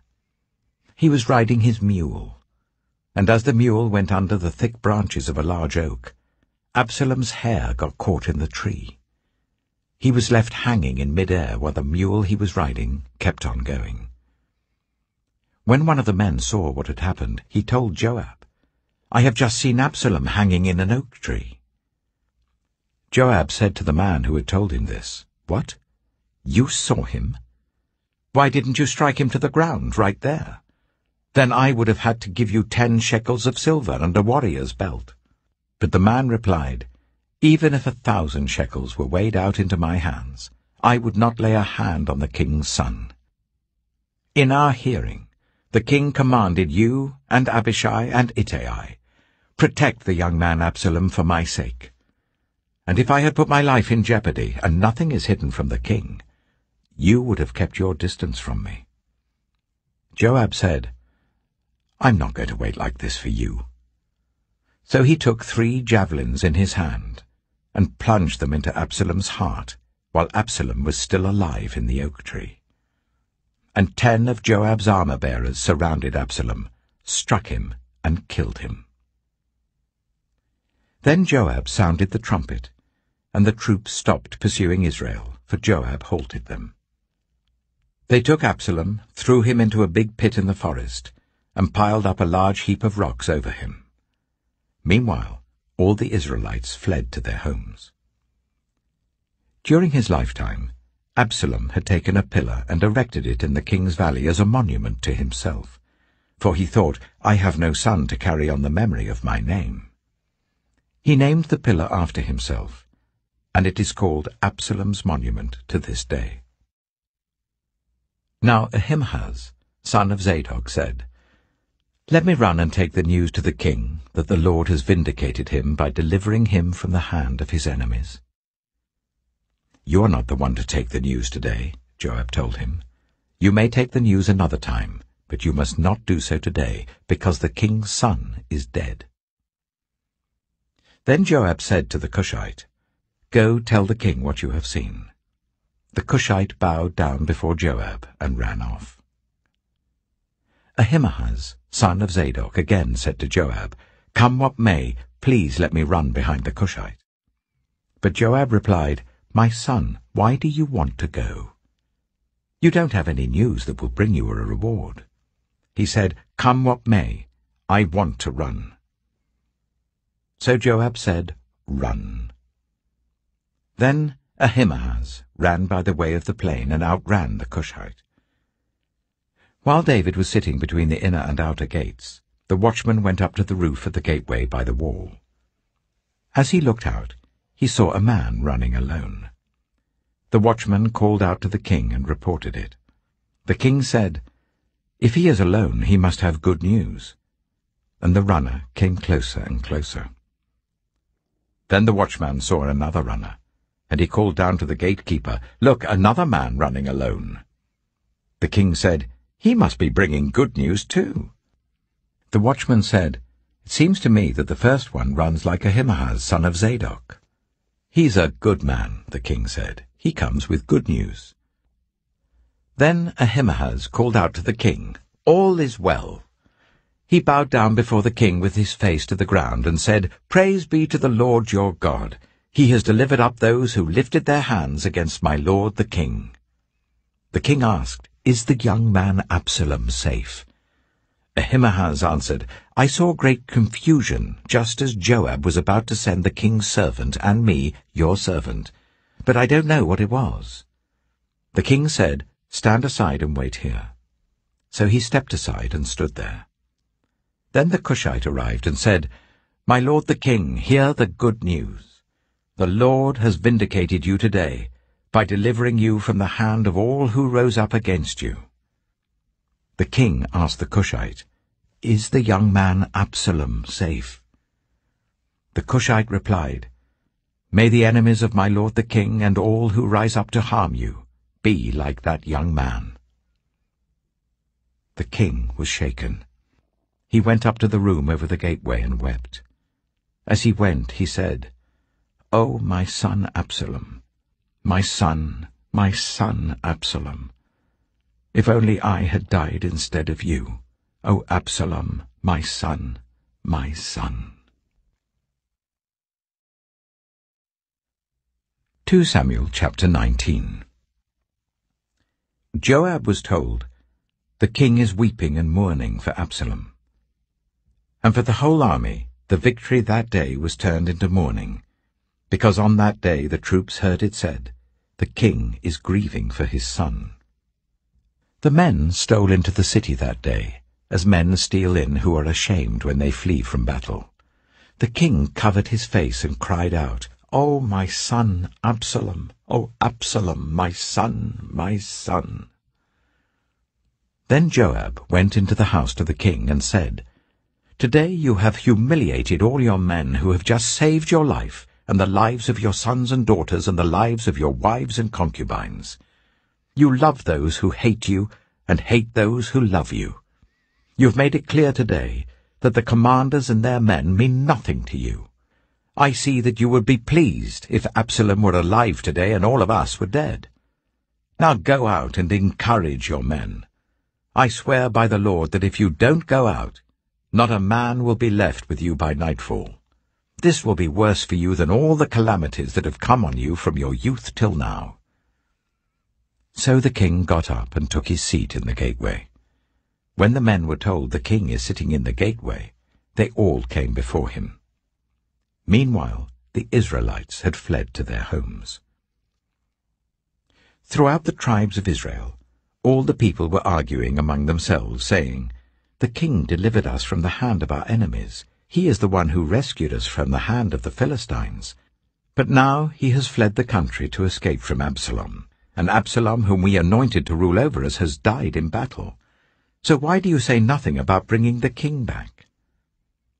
King David sent this message to Zadok and Abiathar the priests. "Ask the elders of Judah, why should you be the last to bring the king back to his palace, since what is being said throughout Israel has reached the king at his quarters? You are my relatives, my own flesh and blood.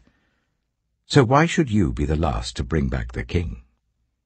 And say to Amasa, are you not my own flesh and blood? May God deal with me, be it ever so severely, if you are not the commander of my army for life, in place of Joab." He won over the hearts of the men of Judah, so that they were all of one mind. They sent word to the king, "Return, you and all your men." Then the king returned and went as far as the Jordan. Now the men of Judah had come to Gilgal to go out and meet the king and bring him across the Jordan. Shimei, son of Gera, the Benjamite from Bahurim, hurried down with the men of Judah to meet King David.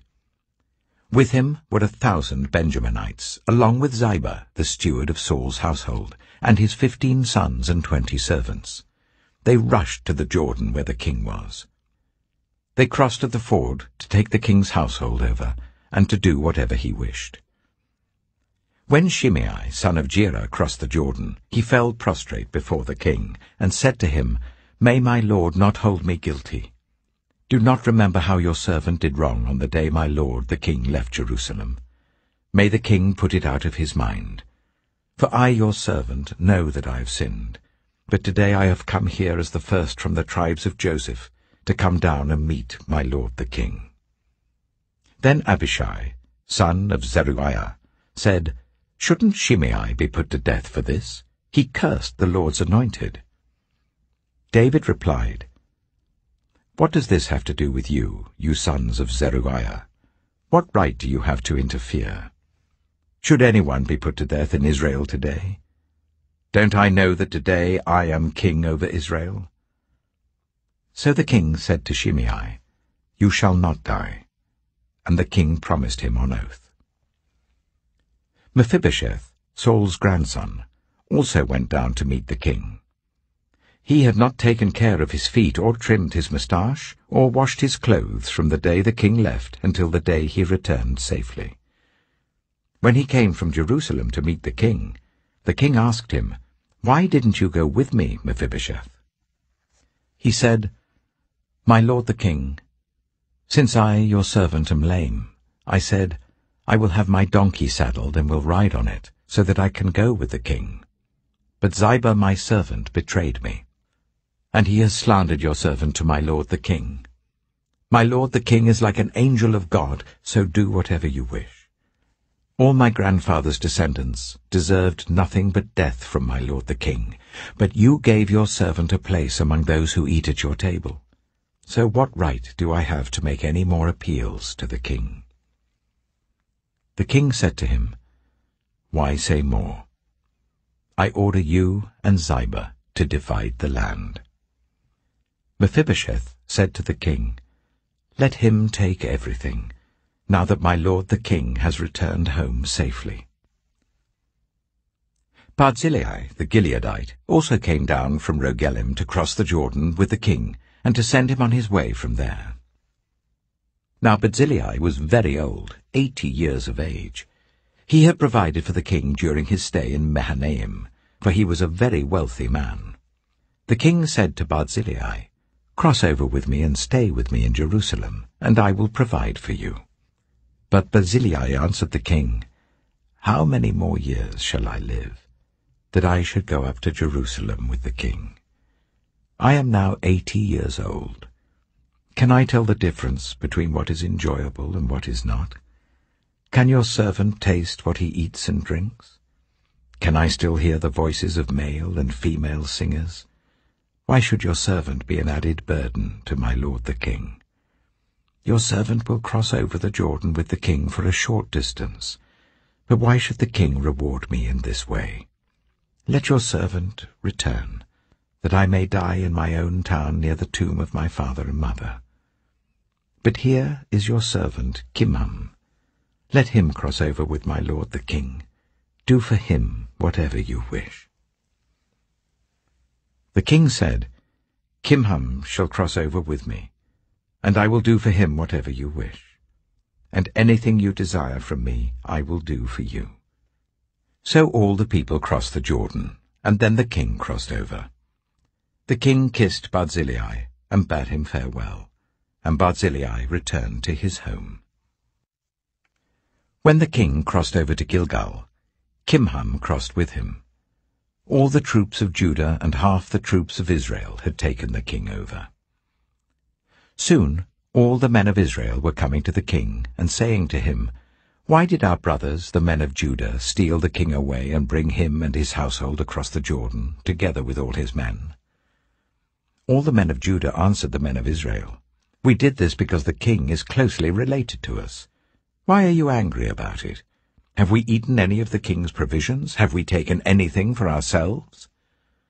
Then the men of Israel answered the men of Judah, We have 10 shares in the king, so we have a greater claim on David than you have. Why then do you treat us with contempt? Weren't we the first to speak of bringing back our king?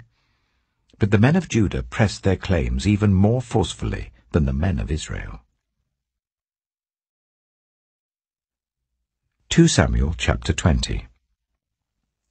Now a troublemaker named Sheba, son of Bichri, a Benjaminite, happened to be there. He sounded the trumpet and shouted, We have no share in David, no part in Jesse's son. Every man to his tent, Israel. So all the men of Israel deserted David to follow Sheba, son of Bichri.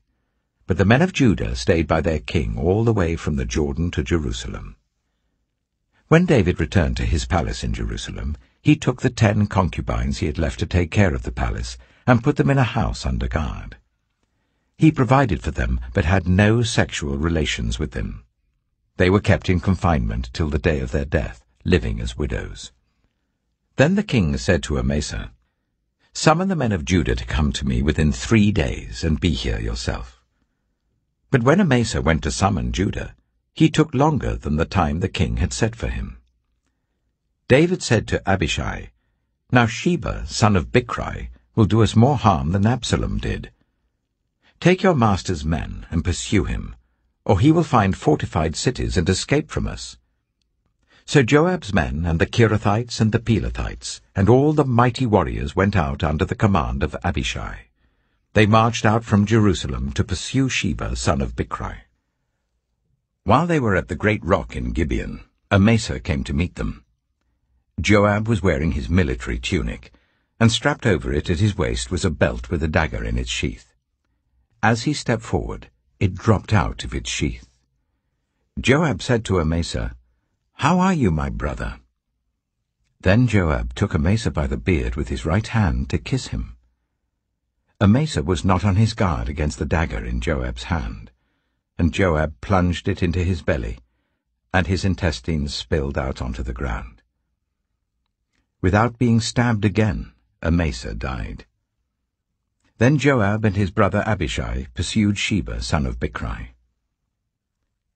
One of Joab's men stood beside Amasa and said, Whoever favors Joab, and whoever is for David, let him follow Joab. Amasa lay wallowing in his blood in the middle of the road, and the man saw that all the troops came to a halt there. When he realized that everyone who came up to Amasa stopped, he dragged him from the road into a field and threw a garment over him.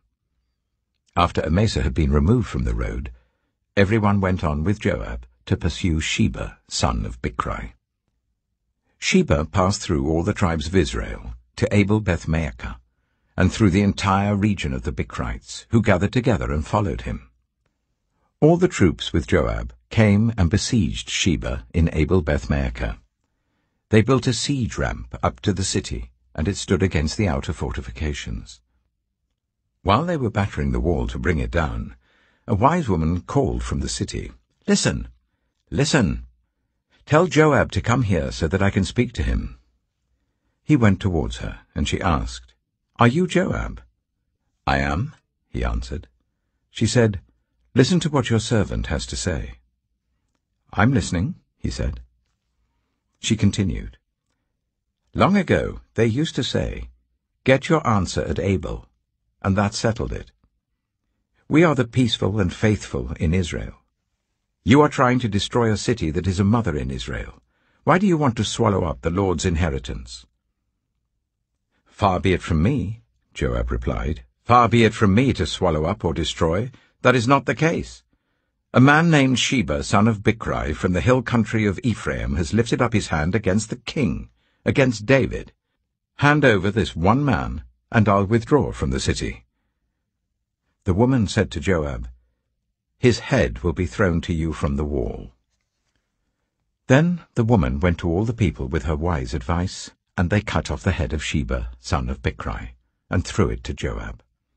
So he sounded the trumpet, and his men dispersed from the city, each returning to his home. And Joab went back to the king in Jerusalem. Joab was over Israel's entire army. Benaiah, son of Jehoiada, was over the Kerethites and the Pelethites. Adoniram was in charge of forced labor. Jehoshaphat, son of Ahilud, was recorder. Sheva was secretary. Zadok and Abiathar were priests, and Ira the Jairite was David's priest. 2 Samuel chapter 21. During the reign of David, there was a famine for 3 successive years. So David sought the face of the Lord. The Lord said, "It is on account of Saul and his blood-stained house. It is because he put the Gibeonites to death." The king summoned the Gibeonites and spoke to them. Now the Gibeonites were not a part of Israel, but were survivors of the Amorites. The Israelites had sworn to spare them, but Saul, in his zeal for Israel and Judah, had tried to annihilate them. David asked the Gibeonites, "What shall I do for you? How shall I make atonement, so that you will bless the Lord's inheritance?" The Gibeonites answered him, "We have no right to demand silver or gold from Saul or his family, nor do we have the right to put anyone in Israel to death." "What do you want me to do for you?" David asked. They answered the king, "As for the man who destroyed us and plotted against us, so that we have been decimated and have no place anywhere in Israel, let 7 of his male descendants be given to us to be killed, and their bodies exposed before the Lord at Gibeah of Saul, the Lord's chosen one." So the king said, "I will give them to you." The king spared Mephibosheth, son of Jonathan, the son of Saul, because of the oath before the Lord between David and Jonathan, son of Saul. But the king took Armoni and Mephibosheth, the 2 sons of Aiah's daughter Rizpah, whom she had borne to Saul, together with the 5 sons of Saul's daughter Merab, whom she had borne to Adriel, son of Barzillai, the Maholathite. He handed them over to the Gibeonites, who killed them and exposed their bodies on a hill before the Lord. All 7 of them fell together. They were put to death during the first days of harvest, just as the barley harvest was beginning. Rizpah, daughter of Aiah, took sackcloth and spread it out for herself on a rock. From the beginning of the harvest till the rain poured down from the heavens on the bodies, she did not let the birds touch them by day or the wild animals by night. When David was told what Aiah's daughter Rizpah, Saul's concubine, had done, he went and took the bones of Saul and his son Jonathan from the citizens of Jabesh-Gilead. They had stolen their bodies from the public square at Bethshan, where the Philistines had hung them after they struck Saul down on Gilboa. David brought the bones of Saul and his son Jonathan from there, and the bones of those who had been killed and exposed were gathered up. They buried the bones of Saul and his son Jonathan in the tomb of Saul's father Kish, at Zelah in Benjamin, and did everything the king commanded. After that, God answered prayer on behalf of the land. Once again, there was a battle between the Philistines and Israel. David went down with his men to fight against the Philistines, and he became exhausted. And Ishbi-Benob, one of the descendants of Rapha, whose bronze spearhead weighed 300 shekels, and who was armed with a new sword, said he would kill David. But Abishai, son of Zeruiah, came to David's rescue. He struck the Philistine down and killed him. Then David's men swore to him, saying, "Never again will you go out with us in battle, so that the lamp of Israel will not be extinguished." In the course of time, there was another battle with the Philistines at Gob. At that time, Sibbecai, the Hushathite, killed Saph, one of the descendants of Rapha. In another battle with the Philistines at Gob, Elhanan, son of Jair, the Bethlehemite, killed the brother of Goliath, the Gittite, who had a spear with a shaft like a weaver's rod. In still another battle which took place at Gath, there was a huge man with 6 fingers on each hand and 6 toes on each foot, 24 in all. He also was descended from Rapha. When he taunted Israel, Jonathan, son of Shimeah, David's brother, killed him. There were 4 descendants of Rapha in Gath, and they fell at the hands of David and his men. 2 Samuel chapter 22. David sang to the Lord the words of this song, when the Lord delivered him from the hand of all his enemies and from the hand of Saul. He said, "The Lord is my rock, my fortress and my deliverer. My God is my rock in whom I take refuge, my shield and the horn of my salvation. He is my stronghold, my refuge and my Saviour. From violent people you save me. I called to the Lord who is worthy of praise, and have been saved from my enemies. The waves of death swirled about me, the torrents of destruction overwhelmed me. The cords of the grave coiled around me, the snares of death confronted me. In my distress I called to the Lord. I called out to my God.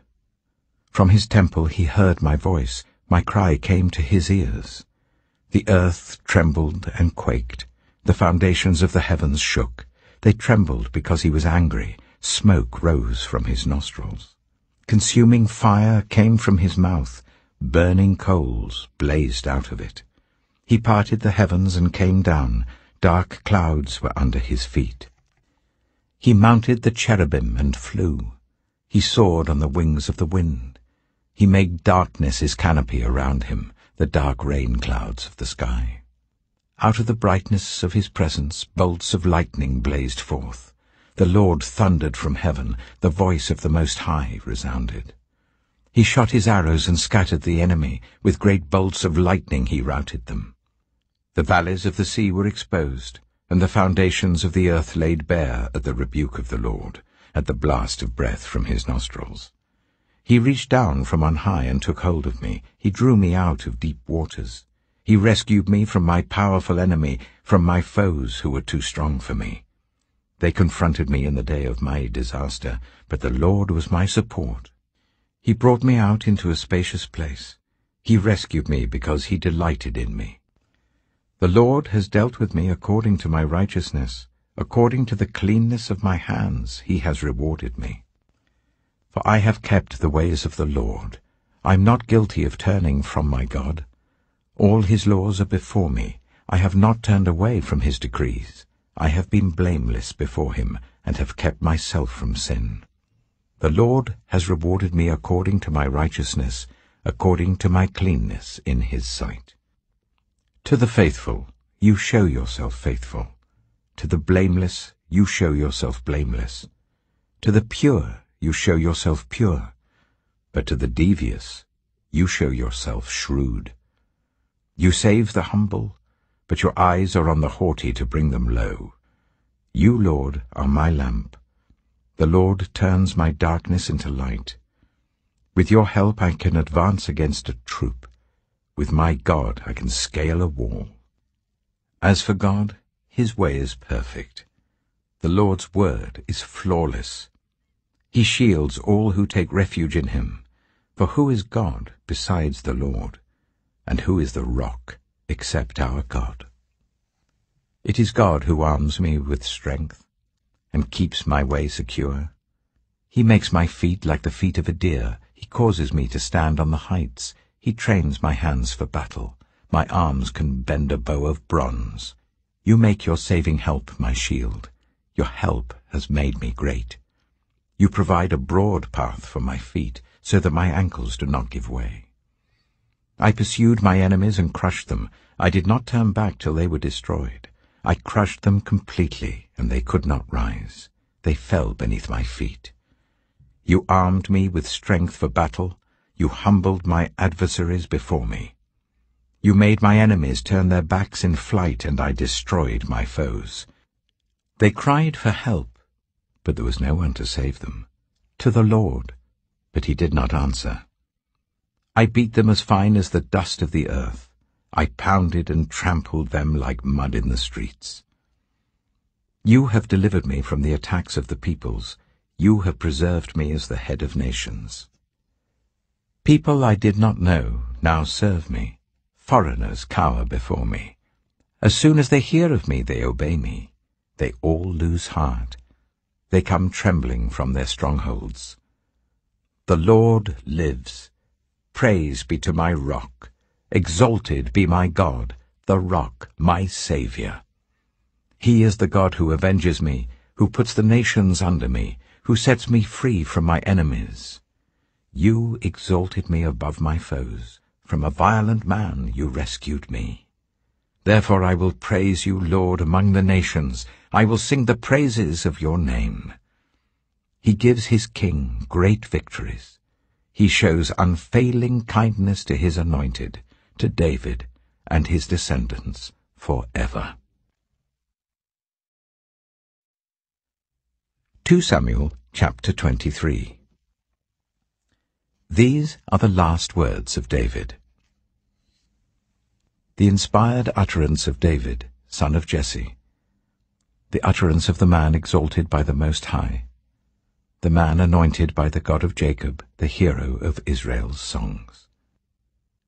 The Spirit of the Lord spoke through me. His word was on my tongue.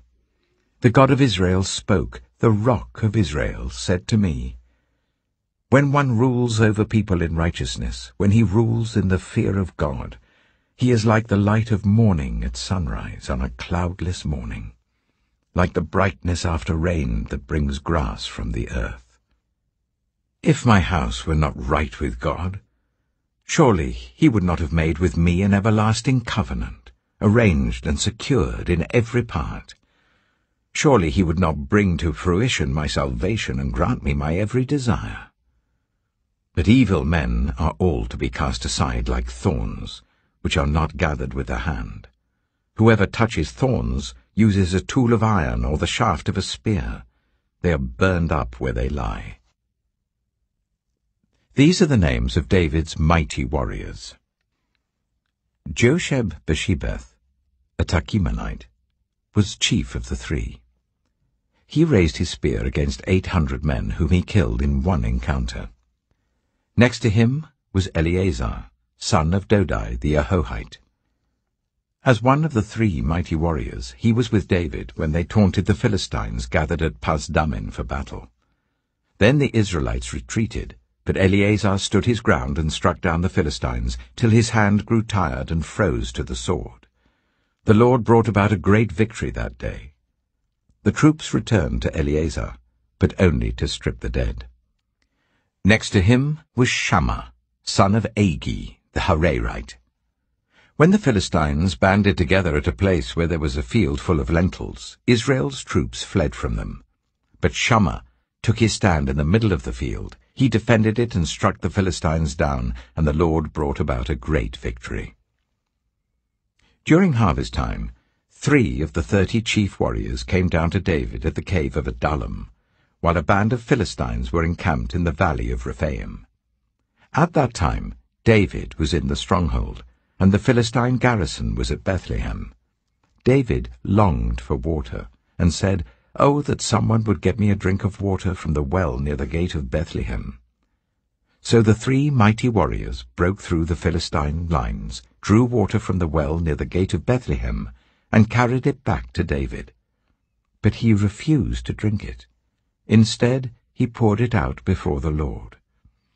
"Far be it from me, Lord, to do this," he said. "Is it not the blood of men who went at the risk of their lives?" And David would not drink it. Such were the exploits of the 3 mighty warriors. Abishai, the brother of Joab, son of Zeruiah, was chief of the 3. He raised his spear against 300 men, whom he killed, and so he became as famous as the 3. Was he not held in greater honor than the 3? He became their commander, even though he was not included among them. Benaiah, son of Jehoiada, a valiant fighter from Kabzeel, performed great exploits. He struck down Moab's 2 mightiest warriors. He also went down into a pit on a snowy day and killed a lion. And he struck down a huge Egyptian. Although the Egyptian had a spear in his hand, Benaiah went against him with a club. He snatched the spear from the Egyptian's hand and killed him with his own spear. Such were the exploits of Benaiah, son of Jehoiada. He too was as famous as the 3 mighty warriors. He was held in greater honor than any of the 30, but he was not included among the 3. And David put him in charge of his bodyguard. Among the 30 were Asahel, the brother of Joab, Elhanan, son of Dodo, from Bethlehem, Shammah, the Harodite, Elika, the Harodite, Helez, the Paltite, Ira, son of Ikesh, from Tekoa, Abiezer, from Anathoth, Sibbecai, the Hushathite, Zalmon, the Ahohite, Maharai, the Netophathite, Heled, son of Baanah, the Netophathite, Ittai, son of Ribai, from Gibeah in Benjamin, Benaiah, the Pirathonite, Hiddai, from the ravines of Gaash, Abi-albon, the Arbathite, Azmaveth, the Barumite, Eliabah, the Shaalbonite, the sons of Jashen, Jonathan, son of Shammah, the Hararite, Ahiam, son of Sherah, the Hararite, Eliphalet, son of Ahasbai, the Maacathite, Eliam, son of Ahithophel, the Gilonite, Hezro, the Carmelite, Perai, the Arbite, Igal, son of Nathan from Zobah, the son of Hagrai, Zelek, the Ammonite, Naharai, the Beerothite, the armor-bearer of Joab, son of Zeruiah, Ira, the Ithrite, Gareb, the Ithrite, and Uriah, the Hittite. There were 37 in all.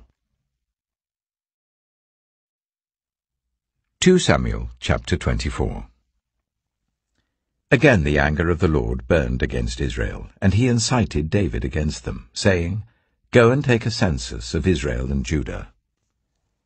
So the king said to Joab and the army commanders with him, "Go throughout the tribes of Israel from Dan to Beersheba, and enroll the fighting men, so that I may know how many there are." But Joab replied to the king, "May the Lord your God multiply the troops 100 times over, and may the eyes of my lord the king see it. But why does my lord the king want to do such a thing?" The king's word, however, overruled Joab and the army commanders. So they left the presence of the king to enroll the fighting men of Israel.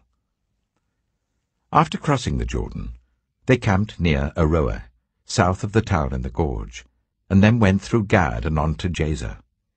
They went to Gilead, and the region of Tatim Hodshai, and on to Dan Jair, and around towards Sidon.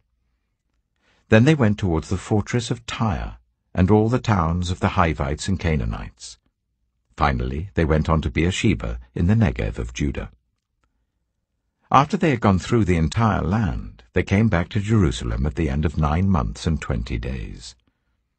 Joab reported the number of the fighting men to the king. In Israel, there were 800,000 able-bodied men who could handle a sword, and in Judah, 500,000. David was conscience-stricken after he had counted the fighting men, and he said to the Lord, "I have sinned greatly in what I have done. Now, Lord, I beg you, take away the guilt of your servant. I've done a very foolish thing."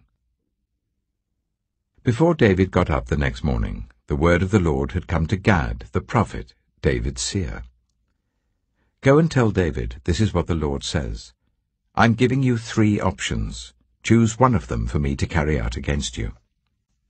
So Gad went to David and said to him, "Shall there come on you 3 years of famine in your land, or 3 months of fleeing from your enemies while they pursue you, or 3 days of plague in your land? Now then, think it over and decide how I should answer the one who sent me."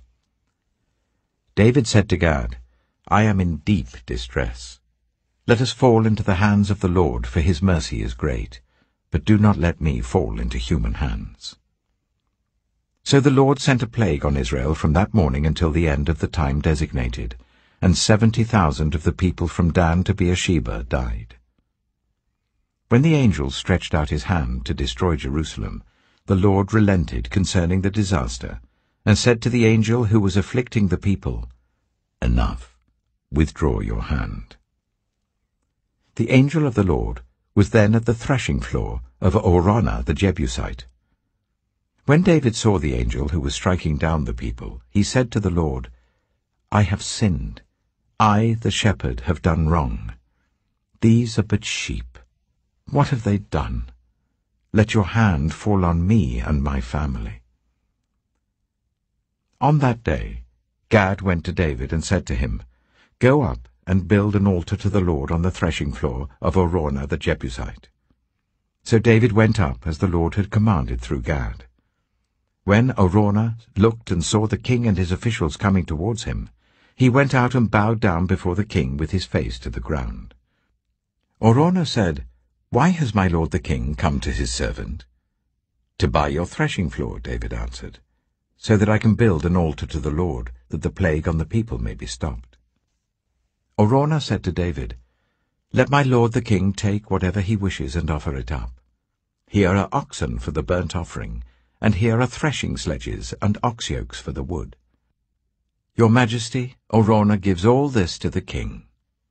Araunah also said to him, "May the Lord your God accept you." But the king replied to Araunah, "No, I insist on paying you for it.